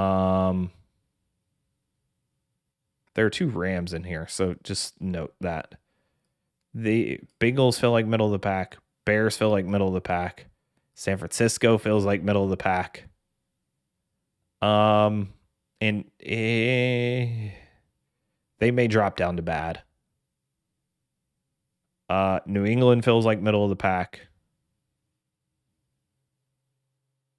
Oh, Broncos are probably bottom of middle of the pack. All right, while we're here, I'm going to do just don't know. So Raiders, I just don't know about yet. Too tough. And then Saints, I just don't know about yet. Those are the 2 teams. Oh, Titans are going to be middle of the pack too. And Titans are basically middle of the pack right now simply because of that W last night.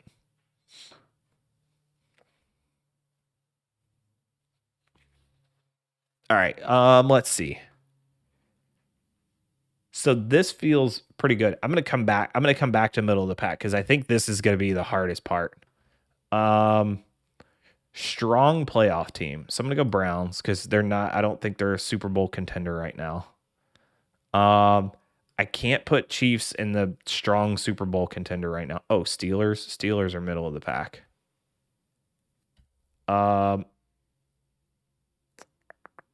I put Green Bay in strong playoff team. I don't think we can mark them as a strong Super Bowl contender at this point. All right, let's do this. Arizona, we got all these, right? All right, so we got Arizona, we got Bills, we got Tampa Bay. I got to put, I mean, Cowboys are top 4 in the NFC, easy, because it's who else is going to beat them? Green Bay. Rams are up here. Baltimore, I got to put, I mean, the way Baltimore's played the last few games. Here's the thing, I was out on Baltimore early on. I was scared of what they were going to do, and then I think Chargers belong up here too. All right, so these 2 don't count. So we'll scroll this back up. All right, so this is a start. What do you guys think so far? Pitt, middle of the pack. Rams is strong playoff teams, and Chargers. Baltimore should be Super Bowl contender. Their best record in AFC. So, like, to me, these are like, there should be maybe 6 here. So, like, 3 from the AFC, 3 from the NFC.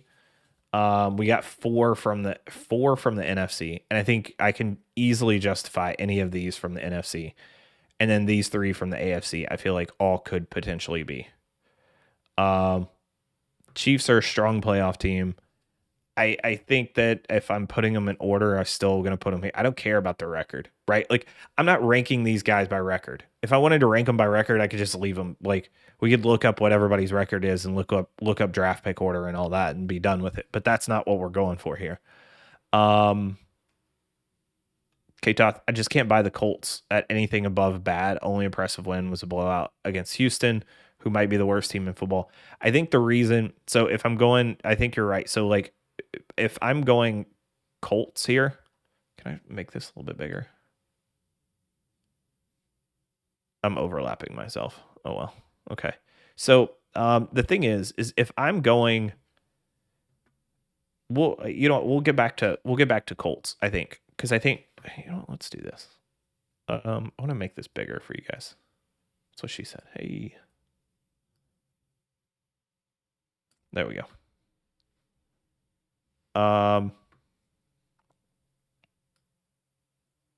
There we go. All right.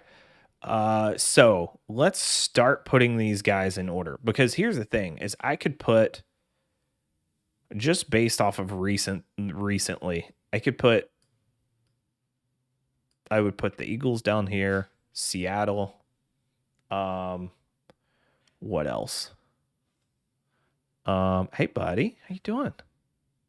My dog just walked in. All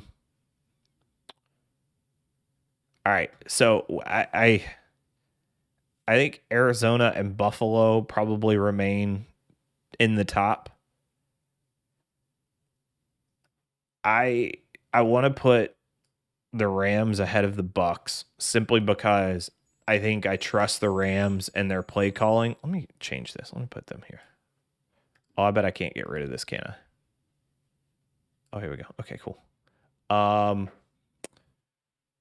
gonna put the Rams ahead of the Bucks simply because I feel like the Rams, they got whipped by Arizona, but I feel like that's probably something.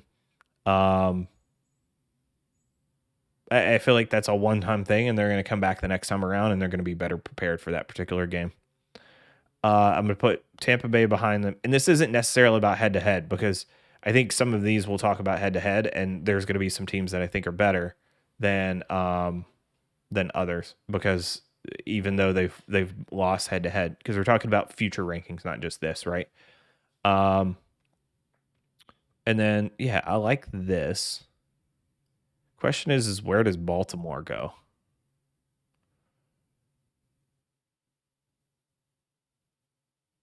The problem I have with Baltimore is I had Baltimore written off earlier than this. Like there was before Baltimore had their last few games. Baltimore feels like felt like they were struggling a little bit. And that may be what we get with Baltimore is we may get this streaky team that they lose some games, win some games, but we also have to respect them. They lost in OT to Las Vegas in the first week in a really weird matchup. And week one is always tough because there's a whole lot of variance that happens there just because it's week one. And week one doesn't tend to be predictive. But then they go and they beat Kansas City. They beat Kansas City at home. They beat Detroit, but don't look great doing it, right? They have to kick longest field goal ever, literally, to win that game. Then they beat Denver pretty handily. They almost lose to Indy, and then they beat the Chargers pretty handily. Brum Levenberger, welcome in. Thanks for the follow. Appreciate it. So, I mean, if we're looking at this as where are they and where are they going to be? I don't know that I can put. I mean, I got to. I mean, maybe you can justify them. Yeah, I think I like this. I think I like this. The question is now where do I put the Chargers? Put them ahead of the Cowboys? Put them ahead of the Bucks? No, I'm gonna leave them there. I think the problem with the Chargers is they have some serious issues with run blocking, with the run game. on defense. Arizona should be number one Super Bowl contender right now. Yeah, it's hard to argue against that, especially after the domination that they put on this week. Katoth, it's hard to move off the gut feeling this early in the season. Who knows what they look like by week 12? 100%. Yeah, the problem is we're 6 weeks in. We should have a pretty good amount of evidence as to what all of these guys are at this point. Like, this is why I wanted to wait till this week to do this for the first time, is because now is the time to start moving off of our gut feeling. Just because we thought somebody was bad doesn't necessarily mean that they're bad at this point, right? We thought KC was going to be number one. We got to start moving off of that gut feeling that KC is that good, because we have enough evidence to prove that against good teams, they're probably not that great. Baltimore just improving with that coaching. Yeah. So, okay. So I'm pretty comfortable with that. I'm pretty comfortable with this. I'm not bought in. You know what? I'll do this because I'm not bought in on Green Bay's defense. I'm not bought in KC's defense totally yet, but I think from this week there's going to be some things that they take from this Washington game that they're gonna edit on that defense.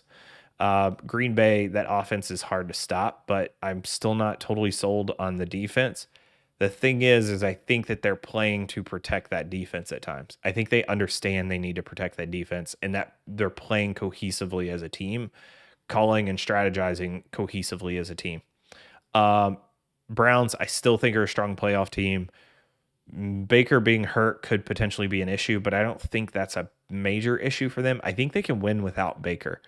They just can't be as injured as they are right now, both on offense and defense. So I still think the defense is legit, even though they got ripped up by Arizona this week. I'm not going to let that kind of affect me because Arizona is doing that to pretty much anybody. The Raiders and the Saints, I just don't know. They feel like these teams both feel like they could go either direction the rest of the way. Because the Raiders, I said it last week, it feels like Bisaccia is kind of set up for a disappointing end of the season, because if they don't continue the pace that they were on, which is going to be really, really hard, because I think they actually overachieved in the first few weeks. I think based on them overachieving in the first few weeks, if they don't continue to overachieve, Bisaccia is going to feel or look like he's not doing the job. This week was huge, but can they keep that up? And when teams start adjusting to what the Raiders are now doing, because they know what Gruden and this team looked like when Gruden was the head coach. It's really hard to figure out what they're going to be without Gruden as the head coach, and so teams are going to struggle with that a little bit for the first few weeks. And then the Saints, very Jekyll and Hyde. Like, I feel like the Saints are probably middle of the pack, but there could come a point where Jameis either figures it out or turns full Jameis, old Jameis, and it ends up going by the wayside, right? And the other reason that I want to put them here is the Saints haven't had their full complement of defenders. So Onyemata's still out, had some issues in terms of injuries in the secondary. The COVID game against Carolina. They can't really figure out what their identity is on offense, whether that's running with Kamara, throwing it to Kamara, and they're kind of figuring out that they need to let Jameis push the ball downfield a little bit while still protecting him with that run game. And then they've been banged up at the tackle spot, which are the two strongest points on that offensive line, as well as Eric McCoy's been out at center. So can they get healthy? If they get healthy, I think they definitely belong at the top of the middle of the pack and potentially belong into a strong playoff team. So I just don't know. They're somewhere in between here. Same for the Raiders. Still got to figure that out. All right. So, and I would put the Raiders ahead of the Saints right now because I feel like we know more about the Raiders than we do. It's just a confidence thing. It's like a confidence bias. I'm more confident because I know more about them than what I do about the Saints right now. All right, middle of the pack. So this one's going to be hard. This one may be one where I move somebody down. If I had to rank these teams, I'm putting New England towards the bottom. After this week, I'm out on Denver. I'm probably going to put Denver down. I'm probably going to put Denver down here, actually. Chicago's got to be down here somewhere. Even though they are improving. My preconceived notion about San Francisco is making it hard for me to keep them down. I actually think Minnesota is probably one of the better teams in this whole thing.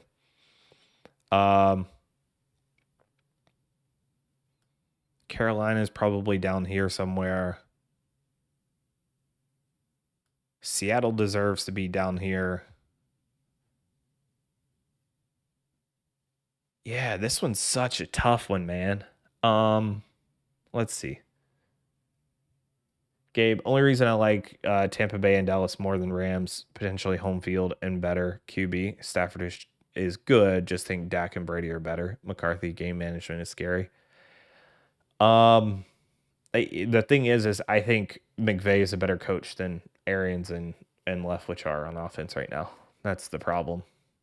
Like McVay came in completely ready for that game against the Bucks, and the Bucks had no idea how to respond on offense or on defense. So that was a thorough butt whipping that they put on the Bucks, and I don't think that was like a weird thing that just kind of happened on accident. I think there was a reason for that.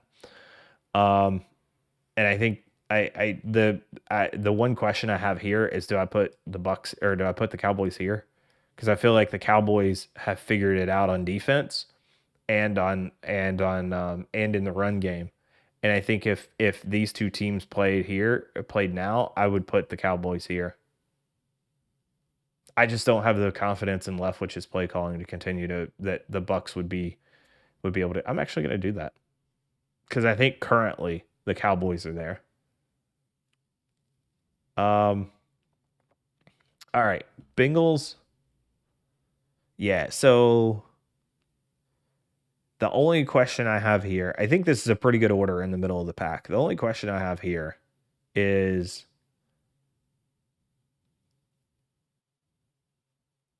do I want to like these three teams? So Cincinnati, San Francisco, Tennessee are tough for me to order because I think the Bengals are good. I don't like their play calling. I think eventually San Francisco figures it out. I just don't know if they're there yet and how long that takes. And them playing in the NFC West is probably going to bump them towards the bottom of the pack. I mean, I think we probably got to go here for now with them. We may be overreacting to the Titans beating Buffalo, but I do think that we got to give them some respect. You know what? I'm gonna move them here. I think the Bengals are better than, like, if Seattle and Cincinnati played, I probably would lean. Here, I gotta go Seattle here because when Geno comes back, I think Seattle's there. Cincinnati, Carolina, yeah, and this is where it becomes tough because I like Carolina's coaching more than I like Cincinnati's coaching, but I also like Cincinnati's offense better than I like Carolina's right now. So I'm going to leave them like that. That's pretty close. New England showed me that they can still play this week with just about anybody, even with not as good of a talent or not as good of a staff. Or maybe they just match up well with teams like the Cowboys and the Bucks who have tons of weapons, and they can kind of try to keep the game close through the run game. Chicago, they're on the uplift, but not there yet. I do think that they're better than the Eagles right now. I don't think the Eagles are a terrible team. I don't trust Jalen Hurts. I don't trust Sirianni. And they can't seem to figure out how to get Miles Sanders the ball. And I think that's going to end up being a problem for him. And then Denver, I'm almost out on Denver. Maybe I put the Steelers here. Yeah, here I'm not in on Indy yet. We got to make it pretty. All right, so we got 9 here. We got 1, 2, 3, 4, 5, 6, 7, 8, 9, 10, 11 in the middle of the pack, plus another couple. And we got here. So based off of this, we got our Super Bowl contenders. We got 7 of them. We got our strong playoff teams. Raiders and Saints, we're not really sure about yet. Vikings, I do feel like are the best of this because Kirk Cousins is legit. Like you guys can hate on Kirk Cousins all you want, but that dude does nothing but complete passes and throw TDs. Um, he might be a jerk while he's doing it, but he's a good football player. Tennessee has the potential to be their offensive line in terms of pass blocking and their defense are issues, but if they're healthy, they can play with just about anybody. I still like Vrabel as a good coach. Seattle, this is Seattle with Russ. Without Russ, they're like down here. But Seattle with Russ in the long term, I'm gonna put them above the Bengals. Bengals, I'm just out on. I don't. Zach Taylor and his game management and play calling I'm not a fan of. Carolina just doesn't seem like they can get it together without CMC, and he's going to be out for another few weeks. So I don't think they're going to change anytime soon. San Francisco is quintessential middle of the pack because they're not great on defense. Their offense should have been good, but they don't have a ton of talent, and we thought that their offensive play calling was going to be much better. It's not. So this is middle of the pack trending towards bottom. Patriots are going to be the Patriots. They're not the most talented, but they're well coached. Chicago Bears defense is good. Got to figure out what Fields is, and is Nagy not so prideful that he ends up allowing Laser to continue to call the plays, which they've been fairly successful with. Eagles, I don't think the Eagles are very deep. I think Jalen Hurts has weapons and an offensive line and should be playing better than he is. He's not the only problem. I actually probably think the more of the problem that I've seen so far is Sirianni's play calling, and maybe that evolves as he gets better. I don't know.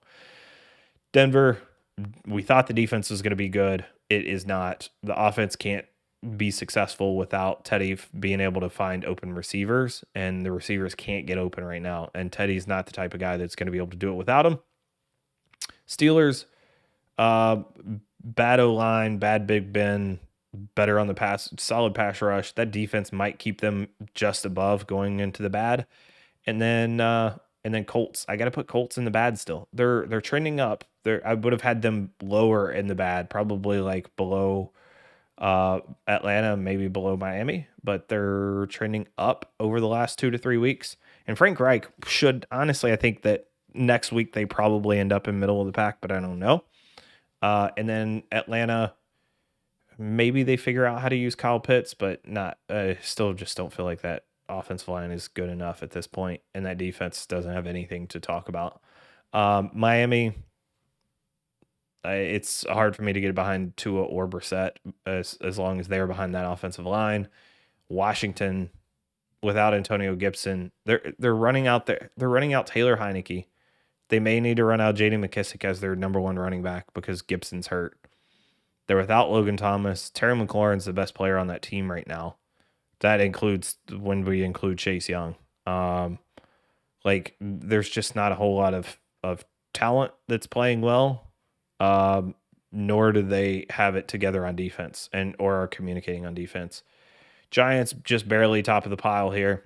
I didn't order these. Ooh, this might be tough. Is it New York, then Jags and Houston? Houston with Davis Mills, because I think the Jags are trending up. I think they figured out, hey, we might be able to run the ball. And then the Jets, yeah, this probably feels about right, because the Jets might accidentally win a game on Zach Wilson's arm, although he really still isn't seeing. All right, I'm going to leave it like that. I'm done. What do you guys think? What do you think? Where did I do well? Where did I mess up?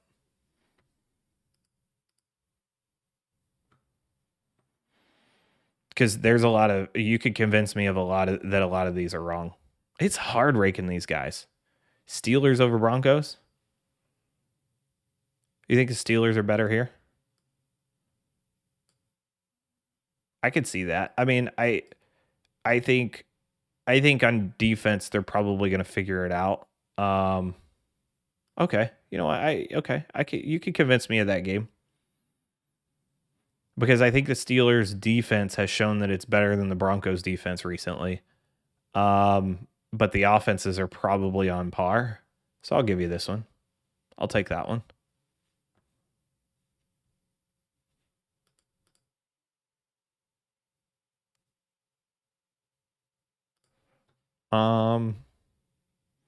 To me, I could honestly put the Jets here, or I could put the Jets here. This just feels like too high. It's funny because no matter what order I put the Jags, the Texans, or the Jets in, none of them feel good enough to be fourth worst. Like these are all the three. These four teams are the three worst teams in the NFL to me. You like Steelers D just a little more than Denver? Yeah, I mean I think that's fair for right now. I'm curious. Let's go look at where they're at in terms of DVOA.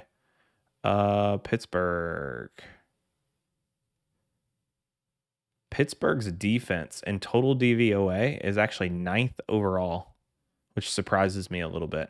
I thought that they would be average, but after this week, I guess they took a pretty big jump.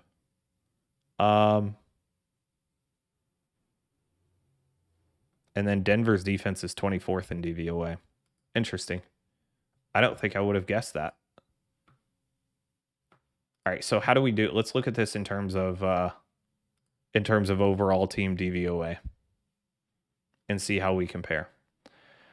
Buffalo's number 1 in total DVOA. Arizona's number 2. So they flip these two teams, basically. Rams are number 3. Tampa Bay is number 4. So instead of Baltimore, Dallas, Tampa Bay, they have Tampa Bay, Dallas, Baltimore. So it's literally reversed. So they have it like this in terms of DVOA. I'm going to go with my order. Take it back. And then they have Cleveland at number 7. So they would have Cleveland here. And then they have New Orleans at number 8. So they would actually have New Orleans here. And then Seattle, San Francisco, and Green Bay. All right, so now we're starting to get a huge departure. So let me move these guys back. So they have Seattle, San Francisco, and Green Bay as your next 3, which is fascinating. They have the Chargers all the way down at 17th. So Chargers are like down here somewhere. They've got Chargers as middle of the pack.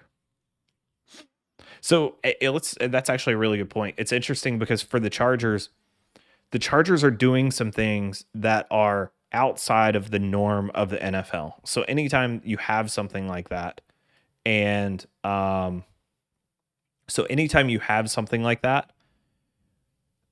analytics takes some time to catch up to that, right? So for us, it's very much like it's for analytics, they're going, okay, we're grading teams based on all of these things that we know are the norm of the NFL. And then all of a sudden a team comes in and does something that's completely outside of the norm and they're an outlier. And that outlier gives them an advantage over everybody else because they're doing something that nobody else has thought to do before or that hasn't typically been done. And so because of that, the numbers will say, hey, they're not that good. Because in all of these things that we normally measure, they're just kind of mediocre. But that one thing that they're doing outside of the norm is what lifts them up to being one of the best teams. or to having an advantage over everything else. So I think that's why the Chargers are there. But it's interesting to see, and we'll see if the Chargers kind of fall over the next few weeks. I'm curious. Let's look at their the problem is that let's see how they've got these guys ranked. So the Chargers are they're 11th in offense and 19th in defense. So not world beaters on offense, and then also below average on defense. Which I could totally see on the defense because they have a minute. Now look, they get the Patriots. That's could be a tough matchup. They get Philly, Minnesota, Pittsburgh, Denver, Cincinnati, New York. They're going to be fine. They're going to be fine because their DVOA is going to go up once they. KC's still the best passing DVOA. I don't know. Let's look at offense. KC was number 1 in offensive DVOA, and then number 32 in defensive. Now they're not number 1. They're number 4 in pass DVOA, number 8 in rush DVOA on offense. Tampa Bay's number 1 in pass DVOA. All right. Let's go back one more. We'll keep going through this real quick and just compare. All right. So some of these, once we get into that like 7, 8, 9 range, it starts to feel a little funky because San Francisco's 10, Green Bay's 11. I mean, they've got Seattle at 2 and 4, San Francisco at 2 and 3 as top 10 teams right now. Green Bay's 5 and 1 and is 11. Minnesota at 12 feels about right on the edge. Cincinnati on the edge kind of feels about right. KC at 14 is interesting. And we may just be being biased about this KC team and what we think we know about them. Indy is 15th now in DVOA. Pittsburgh 16th, Chargers 17th, Philly's down in 18th. Pats are 19th. Chicago is 20th. Vegas all the way down in 21st. And again, that's that don't know, right? Crossover, welcome in. Good to see you. The Ravens have to be the worst matchup for the Chargers defensively. That's the thing. Like the Ravens are a hard matchup to cover for anybody, right? They're so unique and so adaptable that it's hard to pinpoint exactly what's going to happen in any particular Baltimore game. There's some that we can go in and say, all right, we know this team deals very poorly with the blitz, and we know that Baltimore is going to have an advantage there. And if Lamar keeps playing like he is, then Baltimore is just going to be hard to beat. Denver in 22nd, so we've got them really kind of in about the right spot. Tennessee in 23rd, this says we've got them a little too high. Washington in 24th, I think that's being generous. Carolina in 25th, interesting. This says that they're not nearly as good as what they look. I could totally do this and I would be okay with it. Like I could move them anywhere through here. I would put them better than the Eagles. Problem is the Eagles beat Carolina, but Carolina is also not healthy. So Detroit's actually 26th in DVOA, even though they're dead last. So obviously we're not completely out of the woods in terms of some volatility happening here. Detroit 27th, Miami 28th, Jacksonville 29th, New York Jets 30th, Houston 31st, Atlanta 32nd. I don't think Atlanta is that bad. I mean, I think like you could convince me here, and that's probably it. But yeah, this feels pretty good to me. All right, there's our rankings after week 6. We shall. Let me snip this real quick. Make sure we put this out there.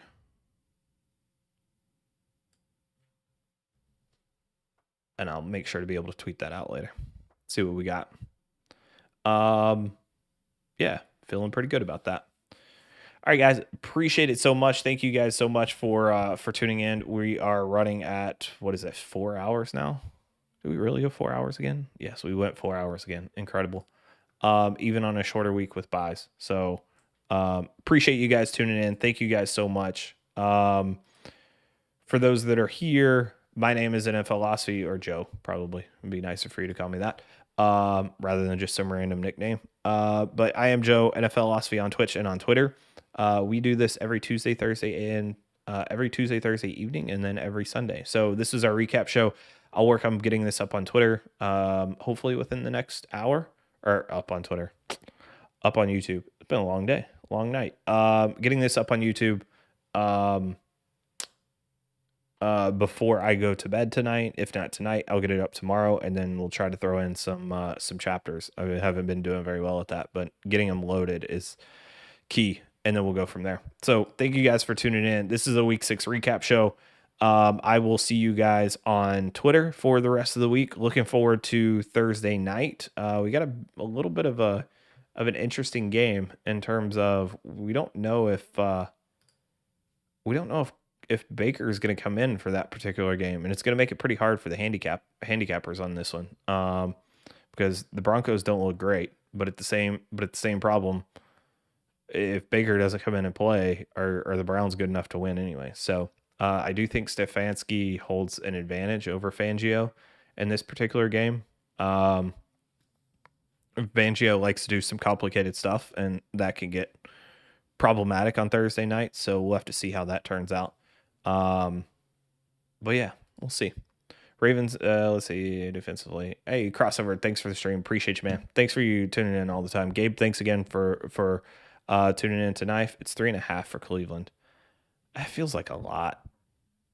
It's hard to say without knowing if Baker's going to go or not. So it would be a game that I probably wouldn't bet unless I felt very, very, very strongly that the Browns would be able to thump the Broncos with or without Baker. And here's the thing, that may actually be the case, because if they can run the ball, they don't need Baker. The defense is good enough. They're going to be able to get pressure as long as they're healthy, and their players are going to be able to play.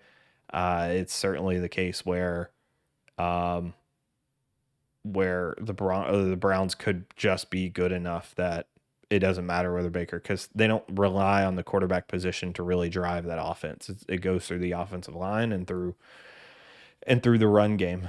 And is Case Keenum a huge fall off from Baker? It's not massive, but it's also noticeable. And could potentially be the difference between winning and losing in that game. So let's see. Denver on defense. 20th in rush DVOA.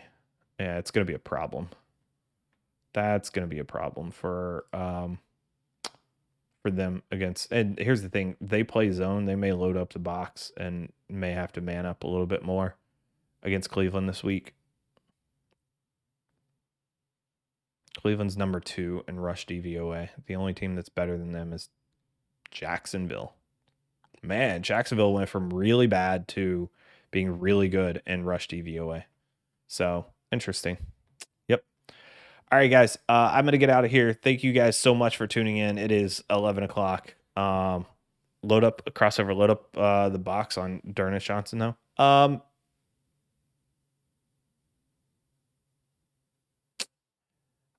I don't know, honestly. I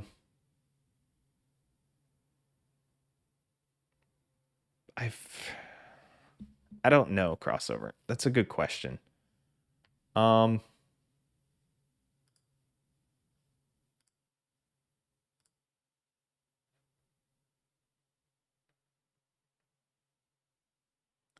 I mean, for me, I feel like the key to this game is, can the Browns run it and not have to rely on Baker? Because I think they're going to be fine on defense in terms of being able to cover Denver's receivers, because Denver's pretty banged up at the receiver position right now. And I don't think, and that defense has not been, that defense has not been great. So, they've been good against bad teams, but I don't know.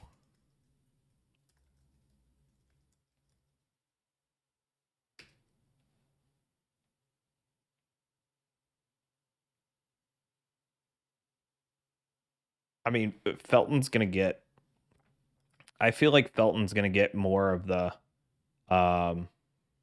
more of the runs. And I think a lot, I'm going to be honest. I like Kareem Hunt. I like Nick Chubb. I think there's tons of value there. But I think this offensive line is what makes that run game go. It doesn't mean that those other two players aren't good and that they're not better. But between Johnson and Felton, I think the run game's probably going to be okay. So we'll see. We shall see. All right, guys, I got to get out of here. Appreciate you guys tuning in. Thank you all so much. I know Chubb and Hunt are hurt. That's why we're talking about Darnell Johnson and Demetric Felton. But again, that's what I'm saying is I think the run game goes through the offensive line, goes because of the offensive line, not necessarily because of Hunt and Chubb. And if that's the case, then there's not going to be a huge drop off with Johnson and Felton. The issue is that those two hurt plus Baker being hurt could potentially be a major problem for Cleveland. So we'll see. They missed Conklin, but I think outside of that, I think they're good enough. I mean, Hunt had some pretty big runs in the second half. Ripped off some chunks against Arizona. Part of that was because Arizona's gap discipline and run defense isn't very good. But the offensive line did do what they were supposed to do. So we'll see. It's definitely going to be something we're going to have to watch a little bit closer and see how it goes. All right, guys. Sorry for the fourth time tonight. I appreciate it. Thank you guys so much. Good stream tonight. I like doing the tiers.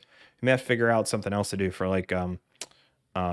Thursday nights or something. But every Tuesday night we're gonna be doing the tiers at the end of the stream every night just to get a lowdown on where everybody sits. So thank you guys for tuning in.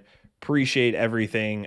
Can't wait to do it again on Thursday. Thank you very much. Again, if you're new here, follow me on Twitch and on Twitter. It's at NFLosophy. You see it there at the top. And looking forward to the next one. Thank you guys. I will catch you guys later.